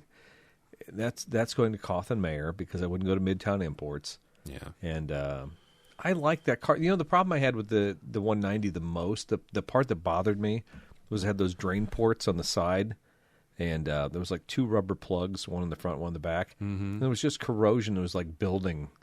And it drove me nuts all the time because I took it to the body shop and they're like, yeah, we could cut that out and try and fix it. But it's going to keep coming back. Yeah, and I was just like, this sucks, and I don't want to buy a car that's always going to be rusting. And that was probably my biggest reason for getting rid of that car. I really enjoyed driving it. Yeah. And Mercedes, they had some weird like... So in the Poopification video... He talks about the pleather that's in there. I guess there was something about in the mid-'90s, Mercedes came out with a leather. Yeah, it's like called substitute. I believe it's called MB Tex. Yeah. And it's like a fake leather, but it's perforated and breathable. It was brilliant. It was great. Wears like iron. It does. But there's something about the seats on those cars. They were really springy. They were almost like old-time upholstery where there was like springs in them. Uh-huh. So if you didn't... When you get in a modern car, there's like the hard soy foam that will like hold you in place. Yeah.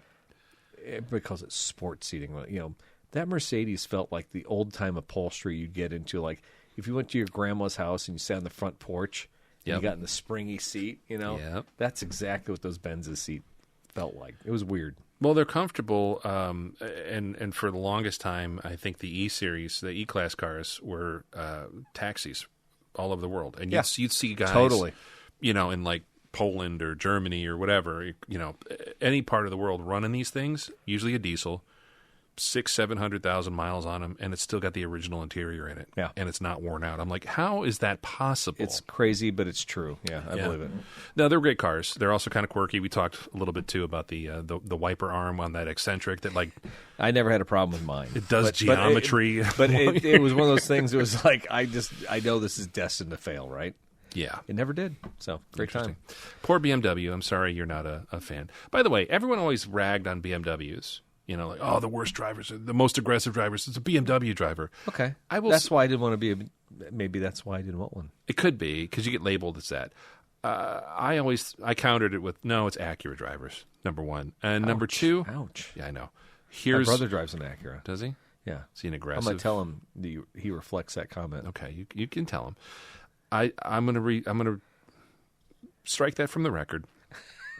After encountering a couple of drivers this week and just noticing patterns, I'm going to say the world's most aggressive, the world's, quote, worst drivers, quote unquote. In Central Illinois. I'm going to say it. I'll say it's in the world. Okay. It's not BMW. It's not Acura. And it's not depending on a mark or a particular make of vehicle. It's anybody driving a budget rental truck that is contracted for Amazon. Those are your most aggressive egregious, terrible drivers. It's people driving not an Amazon truck, because that's branded and labeled. The ones that say delivery on the side. Yes. They got the magnet on the side that says, Amazon delivery. I saw a guy pull out in front of God and everybody in a row of cars on a busy street, and one of these and it just said like budget, and like to your point, it taped up like leased to Amazon LLC or whatever. Yeah. And he just he didn't even care. He just just mashed it and pulled out. And I'm like, wow, that's scary. Driving over here tonight. Yeah. 2 other incidents with rented trucks. And I know they're on an Amazon route. And I'm like, God have mercy. Like, what are we doing here? Yeah. So the most aggressive people in the world, if you agree or you disagree, let us know. info@throwinwrenches.com. What is the most aggressive vehicle type or driver type? Now, what's funny is the Dodge store next to us, they made a contract, because we have a huge Amazon distribution center in Pekin. Yeah. So all those Dodge I think they're Dodges. They're ProMaster vans. Yeah. There are, at any given moment, there's 4 or 5 of those ProMaster vans behind the Dodge store with a wheel that's collapsed. Just in pieces. It's the tie rods or something have just given up. They're like, all right, I'm out. They just eat a curb and leave it. Yes. It's hilarious to me. And you always constantly see a flatbed dropping one of those things off. And maybe to your point, the drivers just don't care. No, it's worse than a rental car. Yeah. It's the rental car that your company pays for. You know what I'm saying? It's Exactly. whoa, what's going to happen? What do we get? 3 strikes? The clip from Office Space or something, where he's sitting there working hard. I'm not working at all, right? Yeah. I don't like my job, and I'm just not going to do it anymore. Now, this is refreshing. It's wearing a Hawaiian shirt while they're driving. Yeah. Now, the last couple of deliveries we've gotten at our house, the only reason I know that they're there, not because the Ring camera triggers a notification or I see it. I hear a small, what sounds to be a Pentastar V6 at wide open throttle. For a second, I thought it was like a Christmas song. I hear a Pentastar V6. It might be. Yeah. But yeah, I hear those things just wide open, just mash and going up the hill near my house. I'm like, oh, Amazon's here. Yeah. Or whoever's. Amazon calling. Poor Amazon. All right. We got news. We have news, Daryl. Yeah, actually, I think we have a news theme somewhere. Oh, you know what? Well, we're doing it. We got sound. We got special defects. Oh, no. We need a bigger sound bar. Yeah, you know what? That's all right. Ooch, feedback. Oh, boy. He just deleted them all, folks. He hit delete all, and he's reformat C:\\. What are you doing? Got it. There's our found news. it. Thank you. Jeez. Out of practice or what? It's fine. What kind of news are we looking at? We got some world news here for you, Daryl. This sweet. came from Dan Greck at Expedition Portal because... What's up, Dan? Because now that I'm a Land Cruiser owner, I got to follow all the weird Expedition Portal stuff. Okay. BMW and Toyota are testing 100% renewable gasoline. It's kind of a cool story. I just saw it today, and I thought I would share this with everybody. The North American auto industry has largely framed the future of vehicle propulsion as a choice between gasoline and electricity. Sadly, diesel sales for light and medium-duty vehicles took a nosedive as a result of the VW Dieselgate scandal in 2015 and have never recovered. I do truly believe that. You don't see diesels as really an option anymore on the sales floor, right? No. Yeah. Now BMW and Toyota are exploring an entirely new path. It's funny to me sometimes, BMW, Toyota, Supra, when they get in bed together and they make a car, it's like, oh, we're going to share technology. I sometimes wonder if these are the type of things that come out of it, right? One that could replace carbon footprint of existing internal combustion vehicles without replacing millions of vehicles already on the road. The two automakers have partnered with Bosch and a Spanish energy company, Reposol, to launch a 6-month real-world trial in Spain using 100% renewable gasoline. Around 20 standard production vehicles from BMW and Toyota are being driven on public roads using Reposol's Nexa 95 renewable fuel, with Bosch supplying the digital tracking system to verify the fuel form and propulsion in the fuel tank. Unlike hydrogen or battery electric vehicles, these vehicles require no engine modifications whatsoever, and drivers simply fill their vehicle with renewable gasoline instead of conventional fuel and drive away. Existing fuel stations, pipelines, storage tanks, and engines all remain exactly the same. BMW and Toyota argue that replacing every gasoline engine with an EV will take decades and cost billions, and hundreds of millions of combustion vehicles will remain on the road well into the 2040s, particularly in developing countries and remote regions where charging infrastructure remains limited. The fuel produced from renewable feedstocks, including cooking oil, animal fats, and other biological waste products that comply with European renewable energy standards, rather than extracting new fossil fuels from the ground, the process gives waste materials a second life for transportation fuel. And what is the cost? Sorry, this is really long. I was trying to abbreviate some of this stuff. Oh, that's right. Yeah. Renewable gasoline is currently more expensive to produce than conventional gasoline because the feedstock supplies are limited and production remains relatively small. If production expands significantly, costs could decline, although few expect it to match the conventional fuel prices anytime soon. Although, you know what? Keep blocking off that Strait of Hormuz, and who knows what's going to happen, right? It's only $4.39 here locally, and $9 in California. Yeah. The companies hope that the trial will help demonstrate sufficient demand and encourage a larger-scale investment, which would drive down prices. Engine longevity should remain unchanged because the fuel has been formulated as a direct replacement for conventional gasoline. Since no modifications are required, manufacturers expect that existing gasoline engines and fuel systems and maintenance schedules would remain unaffected. Given how simple the switch would be, it's just simply a matter of cost. And if this is renewable and it's cheaper, there is no doubt that people would jump ship. What do you think about that? Well, I mean, biodiesel was like a thing. It was guys were literally driving over to their local Steak and Shake and sucking the grease out of the oil, right? Yeah. Right? And then they were going home and distilling it or whatever. Yeah, you can take methanol and lye and all this stuff and, make your own. It's basically a chemistry set that you can put in your car and drive. I got a C in chemistry, so I don't know how any of this works. Yeah. And I don't really care to because I don't care. But the other part of me is, years ago, I think Porsche and I think it was another German automaker, maybe Volkswagen, Audi group, where they were all about what they called synthetic gasoline. Same thing. Mm-hmm. And it was basically a lot of the Porsche purists were like, don't worry about internal combustion. We'll turn that into EVs for everyday use. But if you really want a fun car or track car or whatever, a supercar, you will always have the ability to create gasoline from thin air, basically. It's going to cost a lot of money. This seems to kind of be a little more for the every person, or at least using some sort of biological part about it. I mean, they said animal waste or It wasn't animal I don't waste. know. What was it called? It was fry fat. And, fry fat. And hold on. It was animal oils, animal fats. Okay. Yeah. So it's animal something, damn Yeah, it. it didn't say roadkill or anything. It was like Little that. Okay. Debbie snack cakes is what they're going to make this. Oh, man, don't waste those. It's going to be. No, but the interesting part about this is you're still taking a biological component that is kind of a cast-off waste item. Yeah. And doing some sort of magic science to it to make it something that we can run without any other conversion, without any other money behind it for the end user. Yeah. I don't know if you could ever do it at such a scale that it would be cheaper or even at the same price point. But it's interesting. So in the biodiesel craze, yeah. People were taking a lot of that cooking oil and stuff like that. But what's happened to it in the meantime? I know that our waste oil at the dealership goes to road construction, stuff like that. Yeah, mix it with tar and stuff. Yeah, but where does cooking oil go? Does it get recycled somehow, or is it? So, yeah, and I can speak to a little bit of this. A friend of mine ran a business, a franchise of a company that would basically filter a lot of that stuff to get longer intervals. Because there is a certain point where the restaurant just gets rid of it and recycles it, whatever.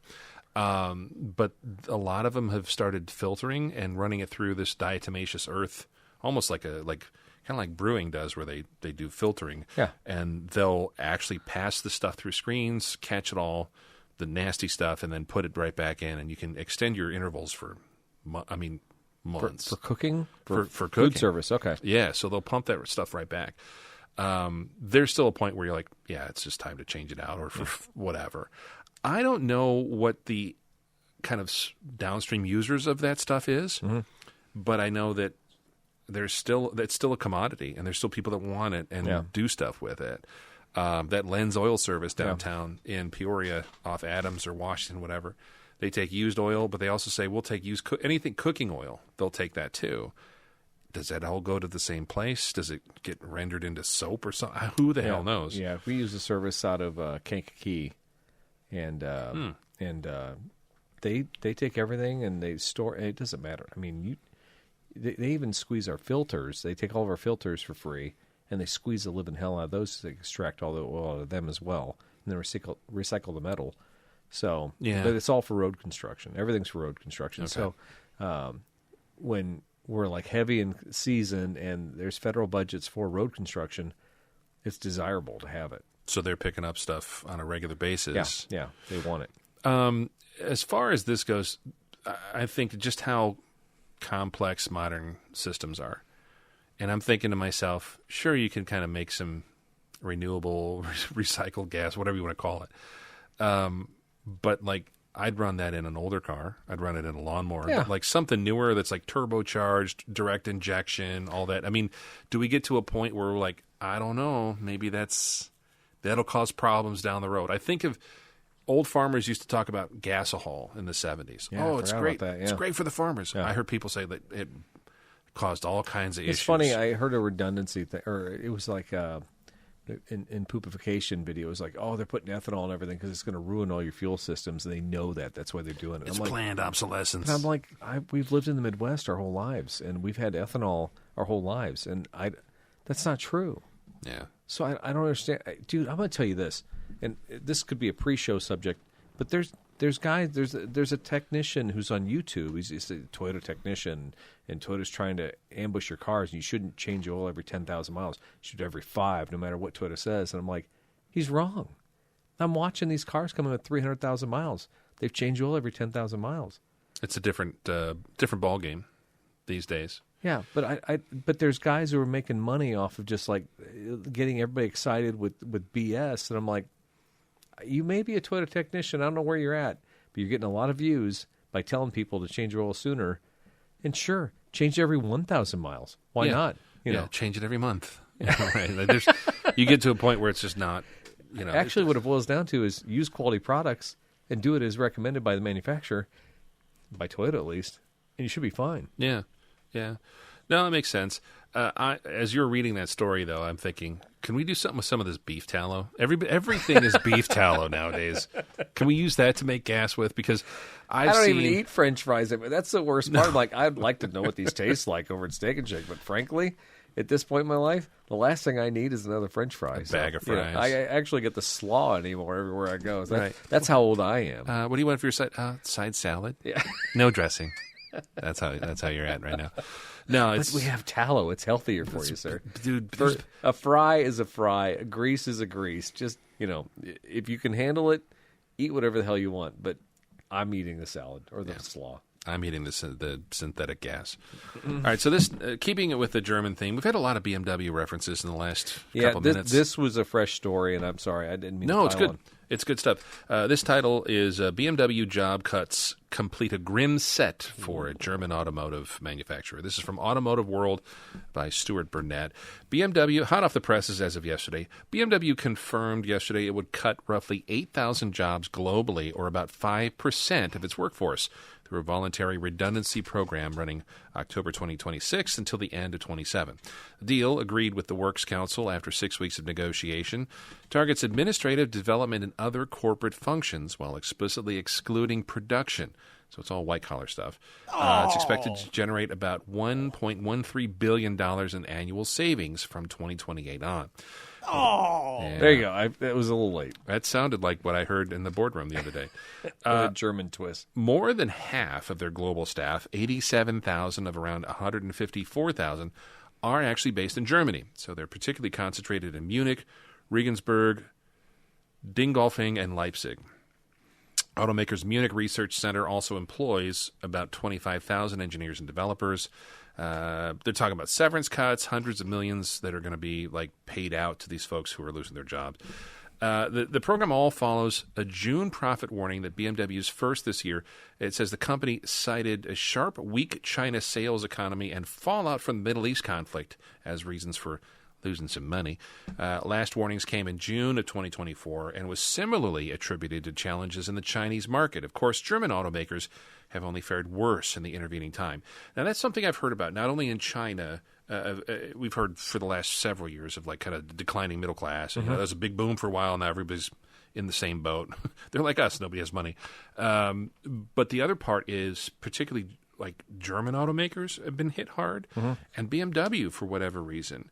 And I don't know if that's just attributed to like their star has fallen a little bit, or my impression is there was a time there where if you were in the upper middle class in China, you were bringing in import cars. So it was Mercedes, it was BMWs, it was high-end cars. And China has done such an amazing job of production of vehicles with EVs that they're literally smearing them all over the world, that I think that those brands are struggling in China right now. I think that, oh, it's passe. If you've got a Mercedes, cool. Yeah, I had one 10 years ago. Now I've got this cool new thing. And so when Ford, what's his name, went to China, Farley, when Jim went there, and he saw the technology in the new Chinese cars, nobody else is keeping up with it. So, are you going to buy like a 7 Series that's like low tech compared to the new BYD or something like that, or the VinFast?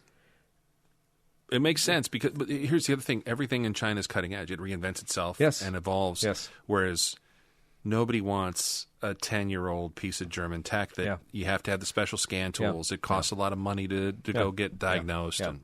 I think the shine is just rubbed off on all this stuff as China's caught up very quickly on their automotive manufacturing process. Fair enough. So that's my impression of it, and I know Toyota's struggling right now because Toyota wants to make sure that they're cutting edge, and they don't want to be caught in the crossfire of Chinese cars being sent all over the world, right? Makes sense. So, and that's another thing we're dealing with here in the United States. We're worried about Chinese cars because of tariffs and because of global politics. Canada's basically said, you know what?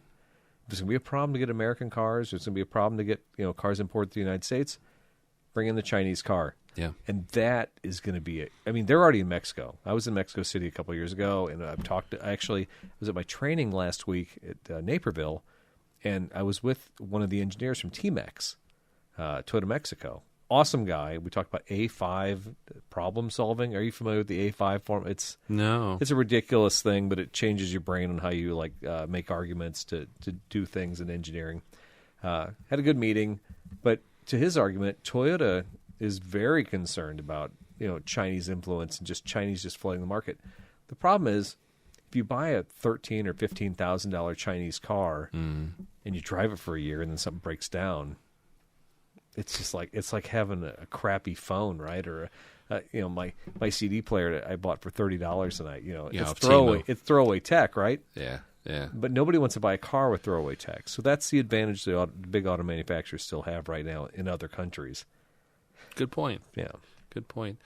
Canada also years ago, they imported cars from Russia. You could buy a Lada. Oh, seriously? Yeah. Oh, I didn't know that. For a period of time in like 70s and 80s, they imported cars from Russia.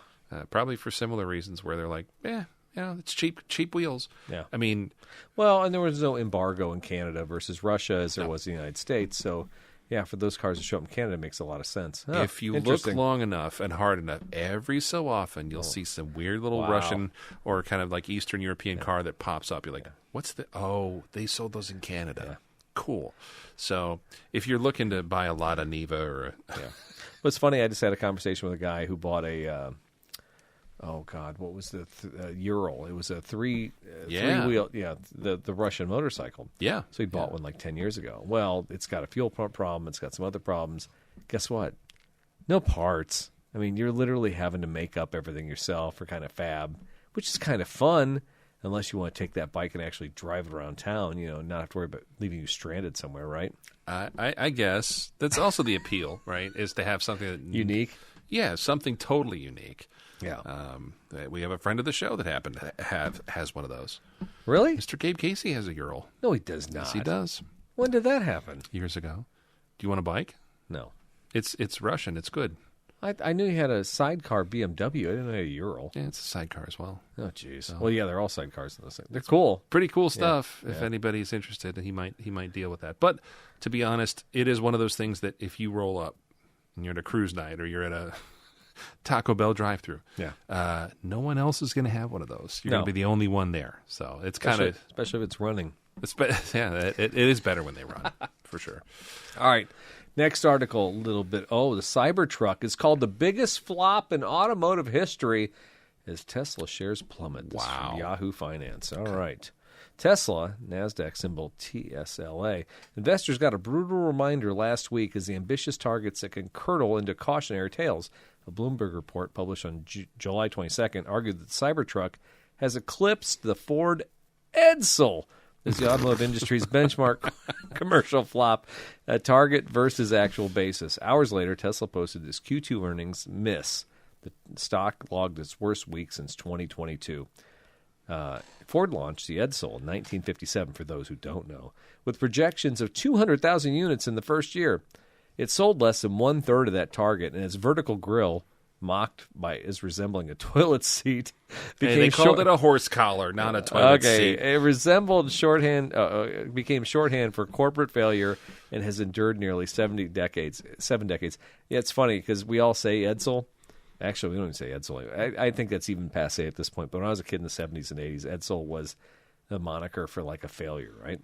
My dad remembers somebody in their neighborhood. They used to give them away. They had so much trouble selling them that like the local Knights of Columbus or like schools or game shows, everybody was given one to like, hey, give this away, and help promote it or sell raffle tickets or whatever. He knew somebody in their neighborhood that got one as like a raffle car or something. They're like, yeah, we don't want it, and they're like, I think they had it for like a week and traded it. I've never heard of anything that bad. Wow. And the Cybertruck, I don't know. I don't know. Maybe it's an accelerating decline, as they say here, Daryl. Cox Automotive figures that this inventory of the Cybertruck, they sold 38,965 units in 2024, then 20,237 in 25, a 48% year-over-year decline. And then Q4 2025 volume was 4,140 units, down 68% from 12,000 a year earlier. Cybertrucks are 7,133 Cybertrucks registered in the United States through May of 26 per S&P Global data cited by Bloomberg. That you see them, and you see guys wrap them, and you see. I actually saw a couple on the road out in Colorado. Never saw any on the trail. No. To be fair, on the trail this year was very interesting. I saw lots and lots of Toyotas. Mm-hmm. I mean, like more than I've ever seen. I saw many Jeeps and nothing else. Just those two. Yeah, a few Ford Broncos, maybe one or two, but not many. But it was interesting. Traditionally, when you go out to Colorado, and I've been going out there, I looked it up. We've been going out there like 12 years. Jeeps outnumbered everything by far, and that's not happening anymore. There is more Toyota Tacomas and 4Runners than you can shake a stick at out there. Yeah, that seems fair.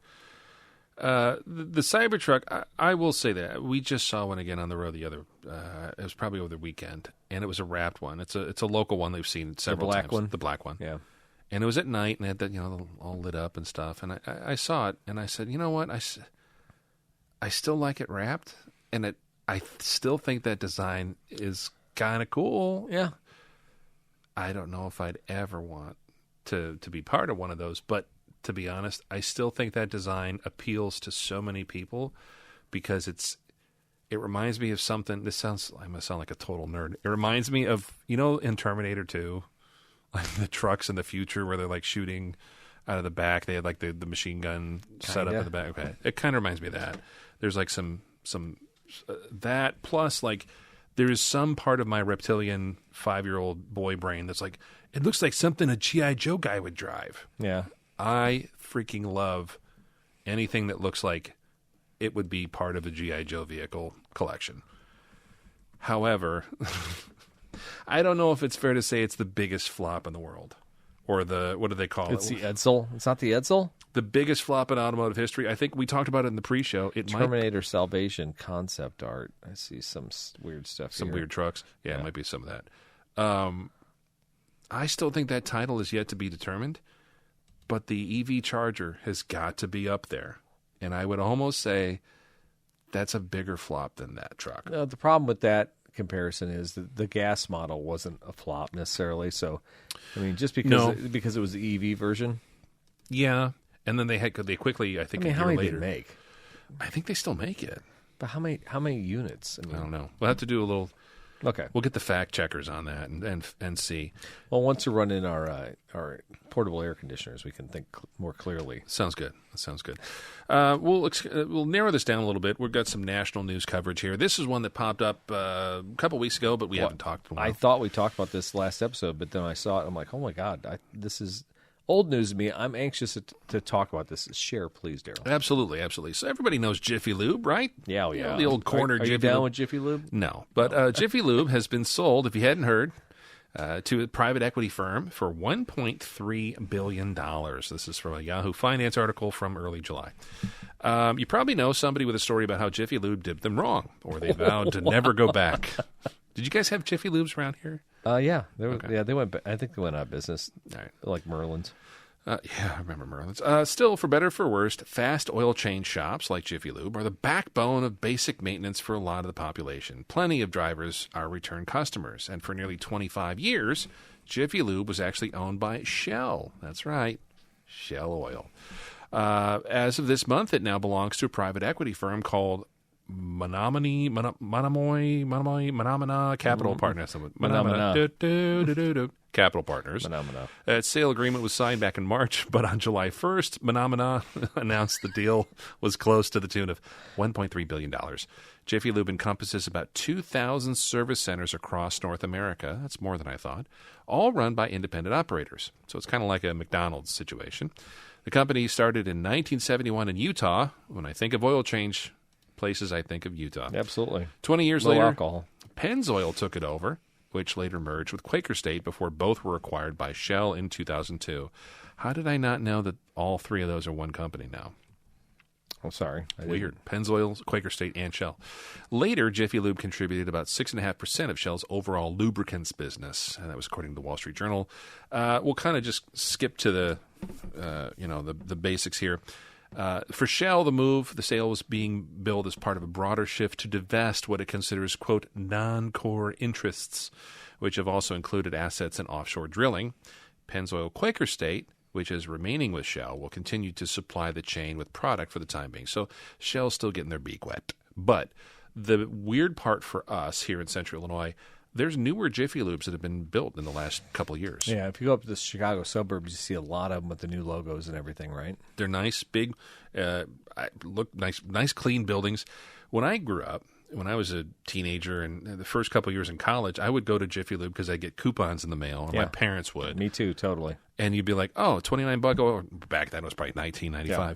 $19.95 oil change plus filter plus whatever, and they clean all your stuff and top off your fluids. I'm like, hey, that's a good deal. When I was driving my 83 Grand Marquis and I didn't have a garage and I was, like, what the hell? I'll take it in there. Yeah. And I remember the first time and only time I went. I think I went with Sarah one time, no problem. Second time I went by myself, and I had my old Grand Marquis, and I was going back to college that day.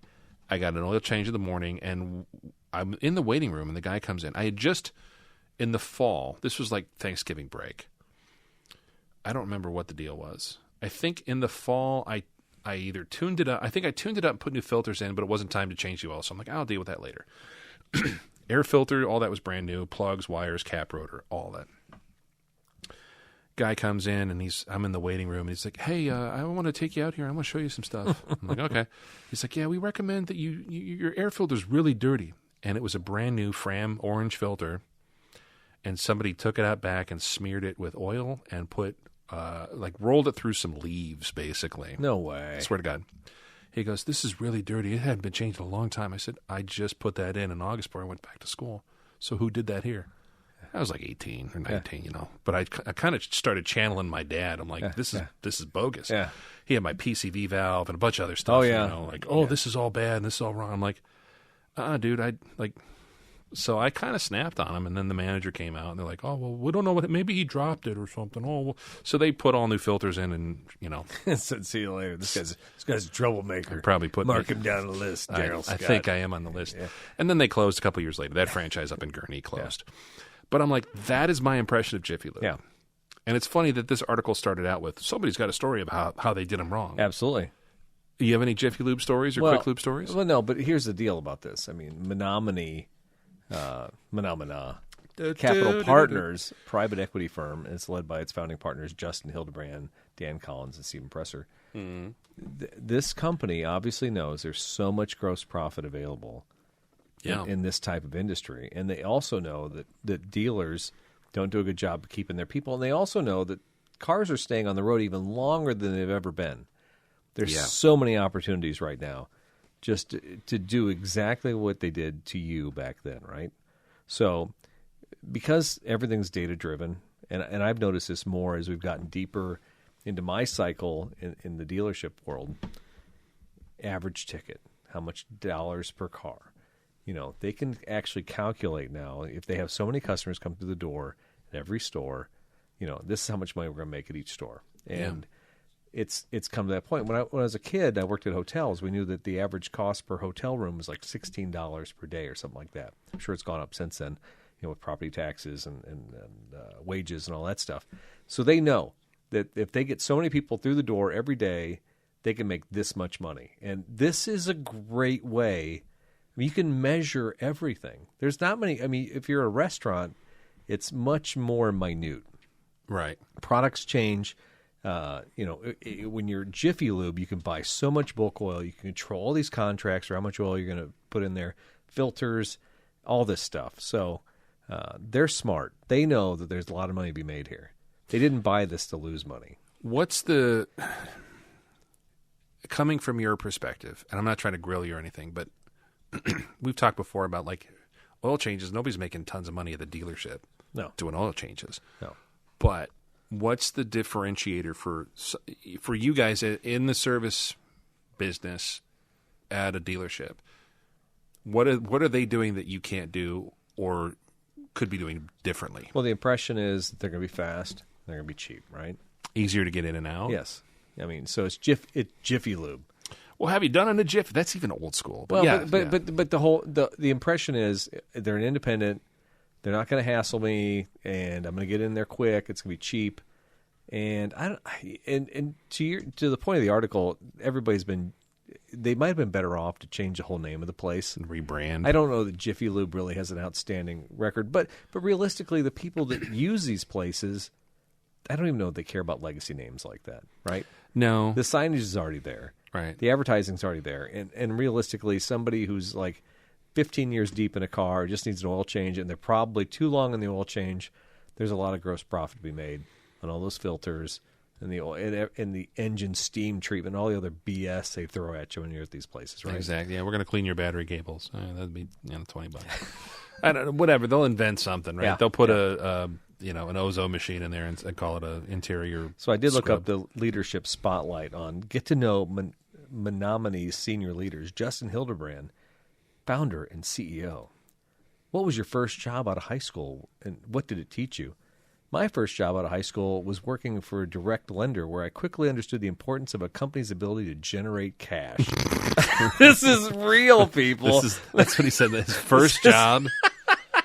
I also experienced firsthand how the private equity can also add significant value when its resources are directed towards the right strategic initiatives. Do you think when you roll into an oil change shop and you're there to get trusted advice on how to maintain your car, do you think that would be the script that would be on the side of the wall? Yeah. Would that instill confidence that you're getting the best value and trust in your vehicle? Probably not. Yeah. Probably. I quickly understood the importance of a company's ability to generate cash. What a douche. Here's another one. When you look at mpcfunds.com and you look at the team members, he's on there. Here's a fun one, because we can't be all serious, all business. You got to have a little fun. Justin Hildebrand? Yeah. Okay. Okay. Not only does he hold a BS in finance from Boston College, and he's a member of the BUC's Board of Trustees, He's a fantastic guy. Justin has never met a chocolate chip cookie he didn't like. Oh, funny. However, his larger passion is to visit every country in the world with his 2 daughters, and he's more than halfway there. Oh, well, he's never met a company that couldn't generate cash. Fantastic. So $1.3 billion later, he might have to, I don't know, maybe hold off on his vacations this year. I mean, okay. Well, I was going to go like all crazy on United Healthcare, but this is the type of crap right here that really drives class warfare. So what a douche. Engage shareholders. Now, we'll see. If anybody out there does use Jiffy Lube and really likes them, info@throwinwrenches.com. What do you like about them? Because I haven't been there since 1998 when they did me wrong. Maybe that new one that they built here in Peoria, what was there? Oh, it was a Pizza Hut. They knocked down a Pizza Hut, and I was really sad. And they put up a Jiffy Lube, and I got even more upset. So they're still doing business. They're still doing business for somebody. I just don't know. Yeah, here's a fun fact. His last fun fact. And to your point, Justin is well known for being a world traveler, but a lesser known and equally impressive fact is that he and his family have never visited the same destination twice. It appears the skills used for deal diligence translate seamlessly to vacation planning. Who talks like that? Who writes like that? Yeah, who shares that kind of crap? I've never visited the same place twice. Well, and I used to say stupid stuff like that too, just because I always want to say, I never want to go to the same place twice because there's so much to see, right? I only want to go to Ocala, Florida.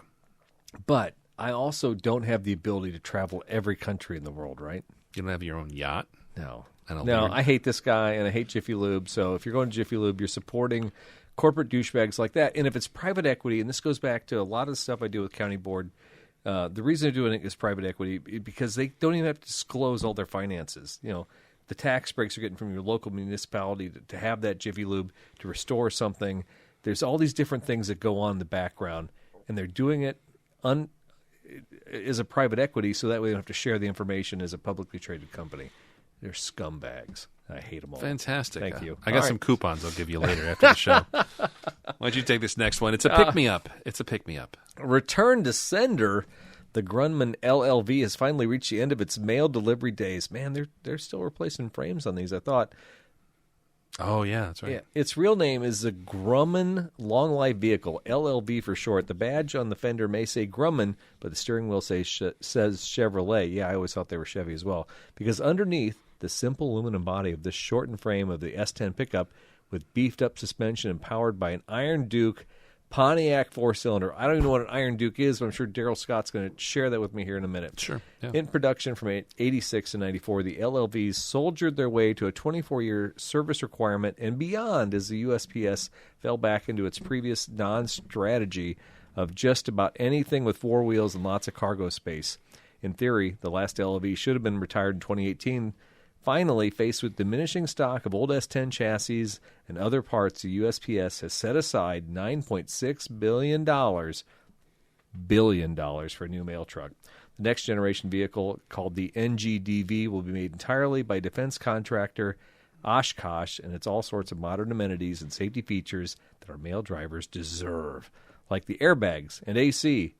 But the design... Yeah, I've seen a couple of these actually. Yeah, actual real life. I'm pretty sure I've seen them in real life. Yeah, they're hideous. Yeah, Oshkosh NGDV specs must account for 95% of the operator population. That includes employees ranging from 4 foot 11 inches tall women to 6 foot 2 men.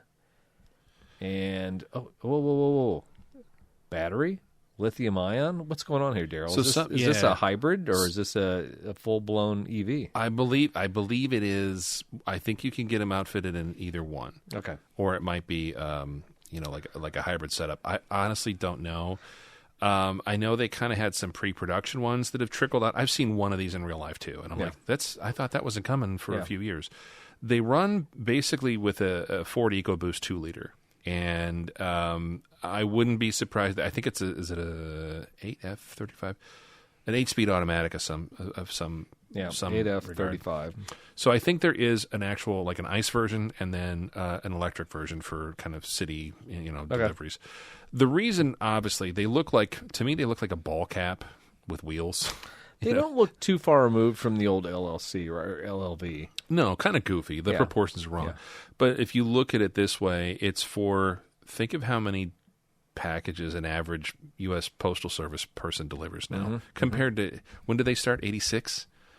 Even in the last 10, 15 years, because people shopped. They actually went to the store and bought stuff. Now it's all being delivered to our houses. I mean, I love my wife. She orders dog food via Amazon. I'm like, take my wife, please. Take my wife, please. I'm like, why? We can go get that. No, it's a better deal online. I'm like, yeah, but some poor schlub is delivering that in 100-degree heat. Plus, it's dog food that's sitting in a warehouse at 100 degrees. That's probably not good. Anyway, these things are weird looking, but they make sense for the world in which we live in today. The other thing they do that the previous generation of mail delivery vehicle did not, air conditioning. In 2026, we still have, God bless them, mail carriers that are driving around year-round with terrible heat and no air conditioning. Well, if they only had that visor thing that you and I just bought. The little clip-on air conditioner that may or may not work. That would solve everything. Maybe. I still feel like these are still too small. Just based on how much... You ever look at the LLV, like a mail person? Yeah. How much is packed? It's packed to the roof. Yeah. And I'm like, these are slightly bigger, a little taller, about the same footprint. I don't know. But they're also designed for, like they said, the next generation. So these are going to be around for a while. The sad part about the LLVs that they're going to get out, they're taking them out of service. Most of them will not be auctioned off. They won't go through like a government fleet sales. It's getting ground up? Yeah, they're getting, because they're all aluminum, and it's worth a fair amount of money. I think the government can probably recoup a fair amount of money on these things in scrap because it's solid aluminum. Wow. Okay. So there is part of me that's like, oh, these are kind of cute. Maybe we should save them. One of the dealers in my, we have the thing with NADA called 20 Group. He actually was doing frame replacements. He got in a contract with one of the local post offices, and he was doing the frame replacements. And while it didn't pay huge, it was a nice little like side venture in the back of the shop. They were constantly cycling through having these LLVs in there. When you think about it, the bodies don't rust. It's everything. Yeah, everything's bolted to them. Exactly. And I know General Motors kept the Iron Duke. Of course, it's an old school Pontiac motor. It's the 2.5 GM 4-cylinder. It was in the early, like the base Fieros. It was in like some old, like the Chevy Citation, the early Pontiac Sunbirds and Vegas and stuff. So it's really, I think it's a 122 cubic inch or something like that. It's a dog, but it's a dog that it's like a Labrador. It'll just be there faithfully for years, making a dumb face. It is not the greatest motor ever built, but they run forever. And they were built fairly competently. They still have crate motors of these things. Anything that was in service, the government contract, for years they got to make parts for them. So that was another whole side thing for General Motors is they were always, millions of these things on the road. So they would always need like steering columns. They need ball joints. They need brake parts. They need motors, trans, whatever. Mm-hmm. So you can always get parts for these things. And I still think that up until a point, you're going to be able to find those. It's kind of like the old, I'm trying to think of what else. I'm drawing a blank right now. But any kind of old stuff that is part of a government contract, they're going to make parts for forever. Like an old Willys Jeep or something? Yeah, that's what exactly. I was thinking like Vietnam era, like power wagons or things like that. You can still find new old stock stuff. Sure. There is a guy on social media that I do follow that somehow bought one, and some of these have been sold or will be able to be sold through other companies and auction sites and might show up. There's a guy who's ripped the motor out. He's going to put like a big block Chevy with a blower and stuff, and just be goofy with it. Yeah, I think it'd be fun to have one just because they're going to be a novelty, kind of like the old when we were kids. You remember the Postal Jeep on the right hand side? Yeah, those things with the little sliding door. I knew a kid in high school that bought one. You know what? It's funny because those had a lot of traction in like the 90s and the 2000s. You saw it was always a house in every town that had one, like a surplus one. Yeah. And when military surplus and government surplus became a thing, mail trucks were like the number one, right? Because they were cheap runabouts. Yeah, were they two-wheel drive? Two-wheel drive. Okay. It's called the DJ. I believe it's and some of our friends and listeners can correct me, but I think it's a DJ5. Okay. Not like a CJ. It's DJ5 dispatchers, what they call them. And I think they were made by either Jeep or AM General for a little bit, under license by Jeep. So it is interesting to see kind of the second life. I know a friend of mine that actually has one, and he picked it up pretty cheap, and he just buzzes around town with it. It's a fun little car. Yeah. I don't know what you do. I mean, you're not going to take it on a long trip. Well, they're not pretty, and they didn't have like removable tops or anything like that. So it was like you're literally driving the Nissan Cube. It's kind of what with rear-wheel drive, right? Yeah, everybody looks at it and goes, "Oh, that's neat." Yeah, it's a novelty. Yeah, but it's not like it's even convenient. It did have the side slider. That's about the only thing going for it. Think about this though: with an S10 chassis and it's rear-wheel drive, you can put whatever motor you want in it. It's an aluminum body. It's light, but it's also tough. The big roll-up door in the back. Mm-hmm. If you're delivering parts, car parts, engines, transmissions, you run a machine shop. Yeah. It's got the shelving on the side. It'd be a great little work truck and still get it's a 4-cylinder, so it's still good on gas. I think there's still plenty of life left in those things well into 2045 and beyond. That's my rationale. I think we should save the LLVs. All right. I like it. I like it. And the fact you could probably slam them with an EV motor, and because of the aluminum body, they literally would be like low workload. So yeah, it'd be great. The Bosch permanent magnet motor, which is also one of the options here. I just Googled that thing. It's a high efficiency electrical vehicle propulsion, heavy industrial torque applications, and compact mobile machinery drives. It's engineered with just 0.85 kilowatt loss during its whatever cycle, reducing energy waste up to 30%. It delivers a 93% continuous peak power, depending on its specific use. So apparently Bosch likes that motor. So that is an EV model. Sounds interesting. Yeah. I mean, Rivian, the word on the streets is like, we were talking about the ProMaster vans over the Dodge store next door to us. Mm-hmm. Will that whole market dissipate because they're going to eventually go all EVs? They tried. As a matter of fact, we know this because we talked about this. Rivian almost lost, everything with Amazon because Amazon decided to buy a whole bunch of like Dodge EVs, didn't they? Yeah, they hedged their bets. I think they were either and it went south. Yeah, they were either concerned or they weren't going to deliver on time, or there were delays or whatever. So like, we're just going to keep going. As a result of that too, I think they dropped the exclusivity part. Yeah. So that's why Rivian started selling their delivery vans. We still don't see them much else. I see Rivian delivery vans now in Central Illinois. I see them in Bloomington. I don't see many here. I see them up at my folks. I mean, that's all they have in the Chicagoland area. Yeah. And it's really cool because you don't hear them. The range is only like 100 miles in those things. It wasn't much. Yeah. But they're quad motors and they're much bigger. They're huge. They're actually kind of a cool looking rig. And that next generation delivery vehicle, the Oshkosh, I think that the range on that one's 70 miles, so it's even less. So, oh really? Yeah. But think about it, like small town, like not small, but like Morton. Oh, yeah, absolutely. If you're hopping out of a car and you're doing deliveries, 75 miles is plenty for peaking or something like that, right? I would think so. Yeah. I would think so. Yeah. Uh-oh. You know what that sound is, Daryl? I have a feeling. Yeah. Well, sometimes we dream and we scheme about new cars. And last week, Daryl, I schemed about a car, or last month, or whatever, last year when we had our last episode, I dreamed and schemed about a Scion XB, and I swear to God, that vehicle drove up Route 29 in front of the dealership that day, and I ran out of my office. The gray one? Yes. I'm like, I bought that car and Throwin Wrenches in my mind last episode. And my staff looked at me like they should, like I'm absolutely insane. Called home. And that was the one that was the XB. Somebody cut the top off. The and XB made like convertible, like a beach cruiser. I truly believe that car has been sold in the Peoria area, and I'll bet it's going to be at Cars and Coffee at some point. And I'm going to be so mad because I could have paid. Let me zoom in a little bit. I could have paid $5,500 for that sucker. Missed opportunity, Eric. You had an opportunity to be cool, but that's fine. Yeah. Maybe you have another one here with this week's choice.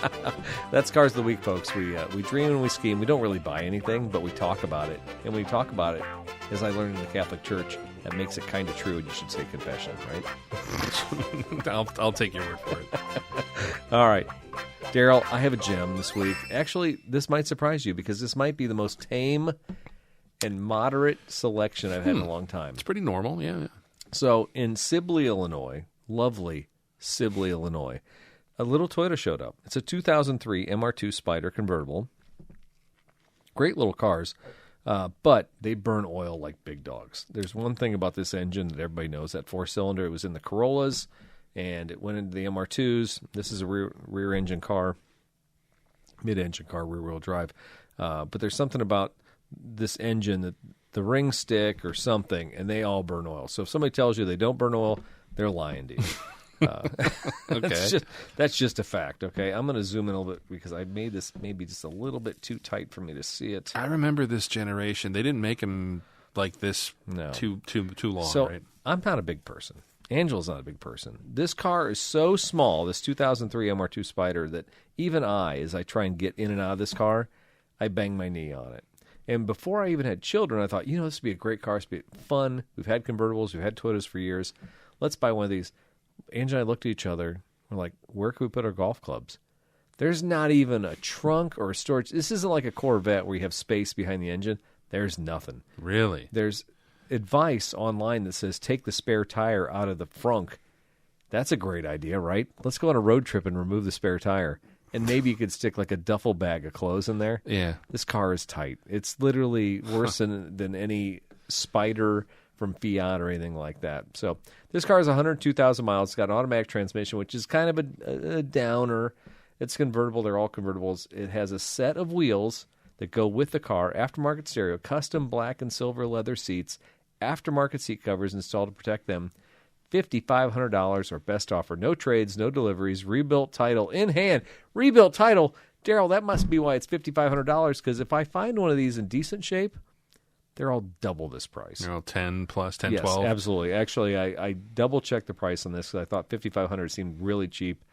And I saw one for $20,000. Wow. Which seemed crazy to me because I think these cars were maybe at max 25 to 27 brand new. And this car's, 25 years old. This car has a little action tow hook on the front. I see that. Yeah, it's got some stupid black wheels with chrome trim rings on it, and it's got those aftermarket seats.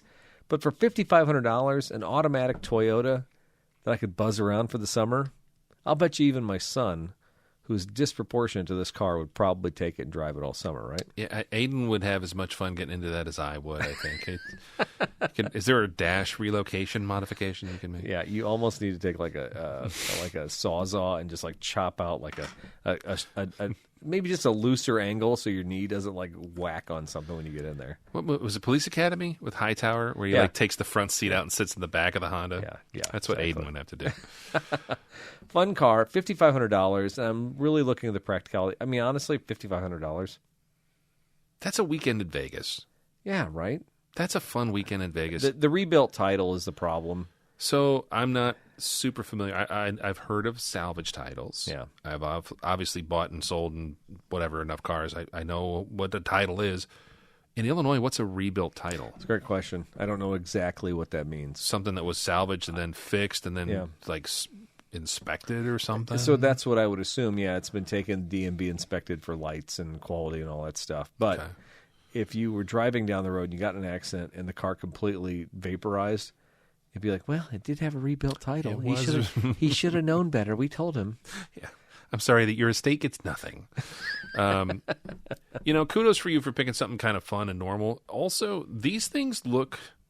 I know everybody geeks out over like the cheap used Boxsters. This thing looks as sporty as the first gen Boxsters to me, and just a little scale down, but similar thing. You mid-engine, great weight distribution, probably a lot of fun on a open road. Yes. What kind of power were these? Were these naturally aspirated? Did they have a little turbo? Or? No, they were naturally. I mean, this is a Corolla engine. Even if they sport tuned it, it was maybe cranking out 100 horsepower. But the car was so light. The problem. So when this says automatic, that may be a misnomer too, because the automatic transmission on this had like a slap shifter type thing. Okay. So it may be the stupid automatic where it doesn't actually drive like an automatic. You still have to gear shift it. Okay. So I'm not interested in that way, but you don't really know what you're getting until you walk out there and drive this thing. Our local cars and coffee scene, there's a couple of these that show up kind of routinely. And I would think this, for $5,500, he'll sell this pretty quick. I would think so. I would think, and it's got enough appeal where even if it's not the mods that you would want, like rims and tires, and it changes the whole car. Mm-hmm. Or you could put some, put a vinyl wrap on it or put some stripes on it. It'd be fun.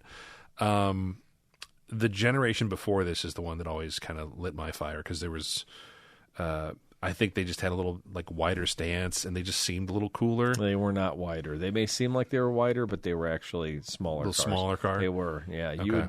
You'd be more tortured than that older MR2. Probably. There was a guy when I was growing up the street that had one of those, and it was a turbo. And I remember every day coming up this hill, he'd just rip it. And the thing sounded so good. Yeah.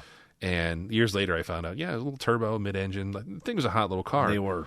But he also he would get pulled. He got pulled over outside my parents' neighborhood all the time, and I'm like, this guy sucks.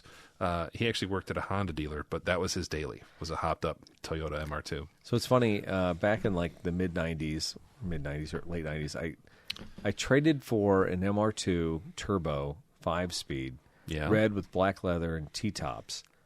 And honest God, and I think about like your parents. Mm-hmm. It was like your mom type person and your dad. Like, well, we need to get something more conservative. And so they bought a Sequoia. They traded that in on a Sequoia. Yeah. And they were the weirdest couple. But anyway, not in a weird way that your parents, but it was it was kind of like the same thing. And so I told the sales manager, I'm like, hey, it's Friday or Saturday. Can I drive that home for the weekend? And Rich was like, yeah, that's fine. Don't wreck it. I'm like, okay. So I got that car. It was black leather. It was a cool little car. 5-speed? Yeah. Yeah.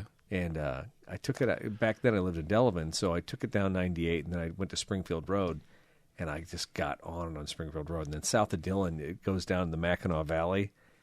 Oh, man. I'll never forget how much fun that car was. Ange and I drove it all weekend. It was like glued to the road. Yes. Yeah. Yeah, it was fun. Totally fun. It's one of those things like you look back, you're like, that'd be a great car. But realistically, second gen MR2, even if I were to buy that car and I were to maintain it as well as I kept our green Celica, I don't know. I don't know that I would have enjoyed that car more than the Celica. A full drop top to me is better than T-tops. Yeah. Yeah, and something with a little more room. I mean, the first thing you said was like, there's no room for your golf clubs. I couldn't do anything. Yeah, and that same thing with that red MR2. If we would have bought that car, there was a little storage space on that second-gen MR2 behind the engine, kind of like a Vet, but it literally was a pocket for your trapper keeper. It was there's not enough space to do anything with. So. Yeah, no, there's absolutely no room, like one bag of groceries or something. Totally. Even those Miatas, that's the fun part, too, is the Miatas are as fun and enjoyable as they are because there's a little bit of practicality in there. Not much, but there's a little bit. The MR2 where it's like, take your spare tire out. Or, my sister-in-law had a Pontiac Solstice Roadster with a 5-speed or 6-speed, whatever it was. Great little car. And I looked and I'm like, there's no spare tire. They give you a can of Fix-A-Flat. Yeah. And there's no room anywhere to do anything. And I'm like, okay, cool. But if you were two adults and you wanted to take a weekend out of town, go to St. Louis, go to Chicago, what the hell do you do? Like get a... You don't. You ship your luggage? Yeah. I mean, come on. You don't. So, anyway, that's not what it's for, I guess. Dude, I love your pick. As a matter of fact, what kills me is I was out in Colorado, and I think I maybe sent you a picture of like an awesome version of one of these. I'm like, yeah, I dig it. I see what this is, and now I see yours, and I'm like, I'm down with it. I'm totally down with this. This is where we're at in our lives, Eric. My pick of the week, it is not as much fun as yours, but it has the space, and that's what I'm all about. But it doesn't really, because it's a shorty. It's short, yeah. Yeah, it's a 1993 Chevrolet G20 3/4 ton conversion van, and I found it on Facebook Marketplace. Look at the carpet. Yeah, it's the asking price is $6,000. We're about the same price. You and I are buying about the same dollar value. Yeah, and this is the shorty, the G20, of course, 3/4 ton. This is the short wheelbase version. And if it was an actual factory van, it would be the 8-passenger. But because it's a conversion van, it's got the captain's seats in the middle row and then the bench seat that folds into a bed in the back. And I'll read the ad. 93 G20 conversion van with 146,000 miles. It's kind of a dark blue with some lighter blue and gray graphics. It has the 4.3 V6, which I'm a huge fan of, and an automatic with overdrive. I've owned it for 26 years. It has a very nice interior, some body damage on the passenger side. Doors open and close, and it is drivable as is. I don't see any damage, do you? I didn't see any, but I didn't scour this. It's fine. Probably got T-boned. The van was damaged when I bought it, and I drove it the way it was. Van has a clean and clear title. I have the 3 doors needed to, make the repairs? Is that what he's saying? Did you say passenger side or driver's side? It's just passenger. Okay, well, he's only showing driver's side in both his pictures. So. Oh, well, maybe that's it. Yeah. See, I'm not a very good reader. Yeah, so, you know what? The other side could be caved in. We don't even know. Way to go, Daryl. All right. I have 3,000. He's got all the doors needed to do the repairs. The trouble with that is you got to match the damn graphics. But anyways, here's how fun this thing is. It doesn't even have like the door mounted spare tire. Mm-hmm. So it's literally like probably the cheapest van that you could have bought. Yeah. That was a conversion van. And the 4.3s, they were great if you didn't need to tow anything. And here's the thing. I've got a vehicle I can, here it is. I'm actually looking at it's not that bad. You could PDR that. Okay. Maybe not. Oh, actually, yeah. Let's go to Marketplace. I'll find it. It's fine. The 93 vans still look like the 1968 vans and 1978 vans. It looks the same. The only thing they did was there's fuel injection, there's rear ABS, there's an airbag on here, and it is actually kind of one of the last of the old school Chevy van body styles. Oh, it's got both 2 doors pressed in. Yeah, unfortunately. 3 doors. It's not bad. Don't worry about it. It's fine. He's got all the parts to fix it. But it does look pretty solid. And I will say this. PDR. Paintless is not fixing that, Daryl. Sure you are. This steel is way too strong for PDR. I don't know. I'm still going to buy it. The fun factor for me for these things is I love conversion vans because they are just so gaudy and like a time period piece, right? I also like it because my wife is terrorized, traumatized, Fart box, baby, damaged from memories of having a Chevy conversion van in her childhood. Dude. And I rode in that once before her parents got rid of it, and she was mortified. She's embarrassed. She hated it. I thought it was great because it's just tons of room. You can do anything you want. And who doesn't love a seat that you can sit in that feels like a lazy boy recliner you're going to fall asleep in? There's some, first off, there's a red flag. I have a major red flag. What are you talking about? Right.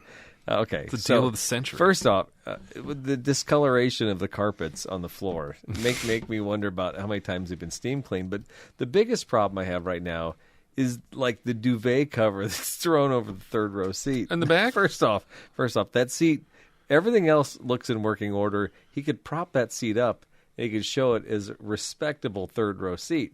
But instead, it's still flattened out. And there's like this duvet cover, like covering a crime scene. What do you think is underneath that? What are you, Columbo?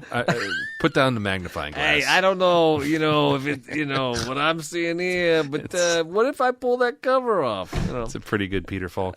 You know what? Look, I tend to focus on, other parts, the whole, the whole overall package. And when I see think it's just stained? Do you think it's covered because it's just stained? Of course it is. What I see is wood grain cup holders. Oh, my parents' Astro had those same cup holders. So gross. Yeah. I see velour seats.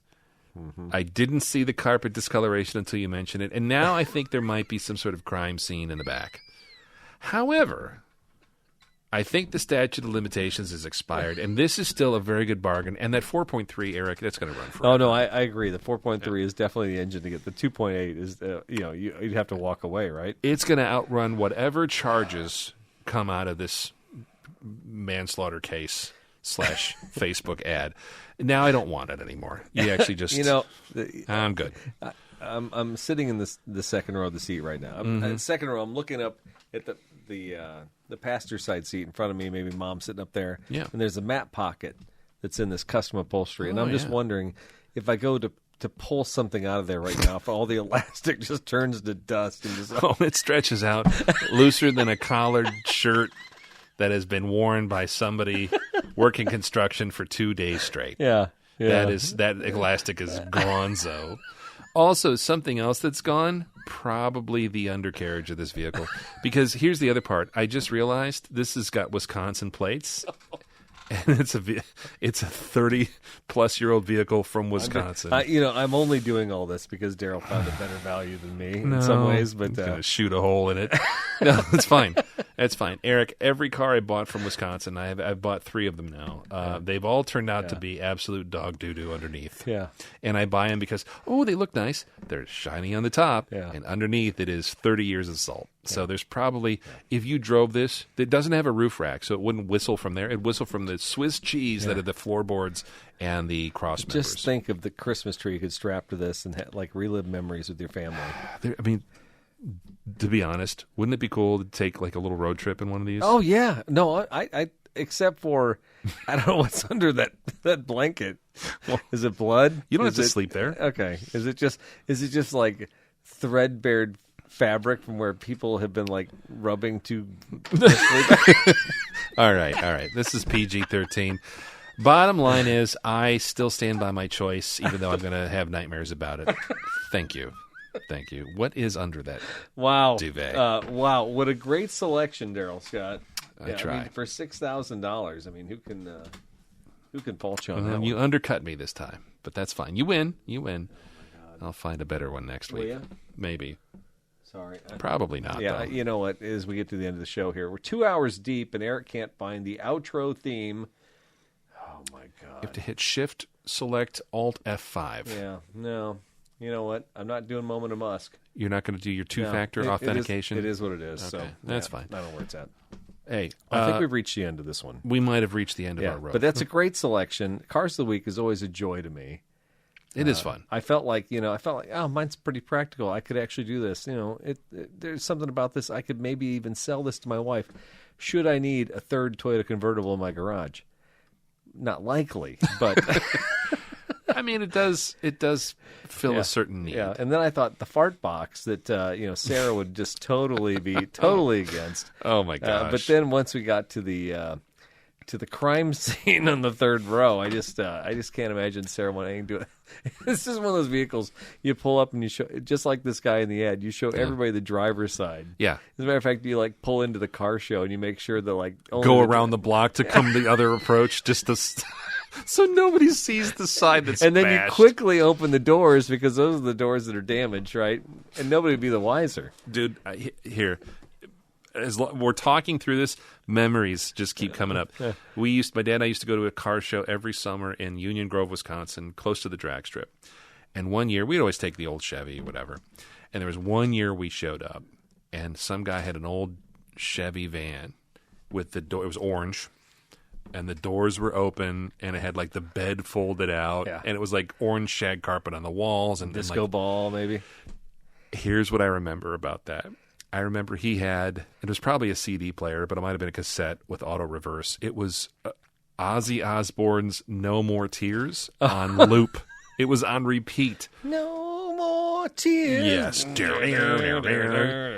And the whole day we were sitting out there in our lawn chairs, Dad and I walking around looking at cars, oh, Mustang, cool. And he's like, I wish that stupid song would stop playing.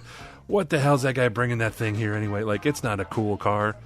And there's part of me that, it wasn't cool at the time, but now, maybe he was cool and we were the squares.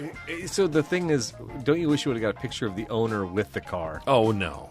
No, that would tell you everything you need to know. It's one thing to take a picture of the car, but No. Obviously, time and place make a difference, but it would be so nice to actually, now in context, go back and look at see, it. This could be you. If you buy a conversion van, it's a slippery slope. Yeah. You could be this. Yeah. I think your wife has done she's done well over the years to have the fart box connotation, make sure you never do anything stupid like this. Maybe. Yeah, I've never seen you with a conversion van, but I know deep down it lives inside you. It's in my soul. Yeah. And I think it's in yours too. Anyway. Well, we were both raised in Astro families. That'll do that to you, right? Deep down in, what is it, the line from A Few Good Men? Deep down in places you don't talk about at parties. The conversion van lives in your soul. Exactly. All right. Well, you know what, folks? It's been a while, so we figured we owe you 2 hours of interesting conversation, news, and projects, and cars of the week. Race Daily Kill. Hey, that was fun. That was a lot of fun. Dude, Yui Roquist comes back from the dead. I forgot about She's been dead for a while. But your obsession with her was I think beyond I'm compare. going to dream of Yui tonight. All right. You should do that. Folks, send us an email, info@throwinwrenches.com. Also, Spotify comments or iTunes reviews are always welcome. We're on Facebook, kind of, but we should be better about that. We should be better about a lot of things. But we will be back soon, maybe a week or two. Daryl's going to make me. All right. Thank you for listening. This is Eric. I'm Daryl. See ya.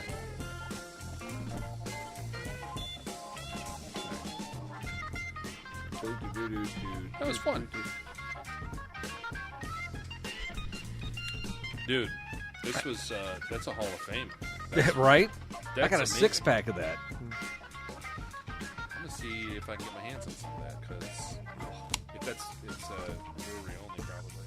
Yeah, well, I got it, but like, oh, well, this one didn't look like anything I've seen. He's like, oh, it's our special, blah, blah, douchebag guy. But I was like, now that we've had it, this is like, I got that Stone Oxaloxa or whatever. Okay, yeah. It was really good, too, but to me, this is like...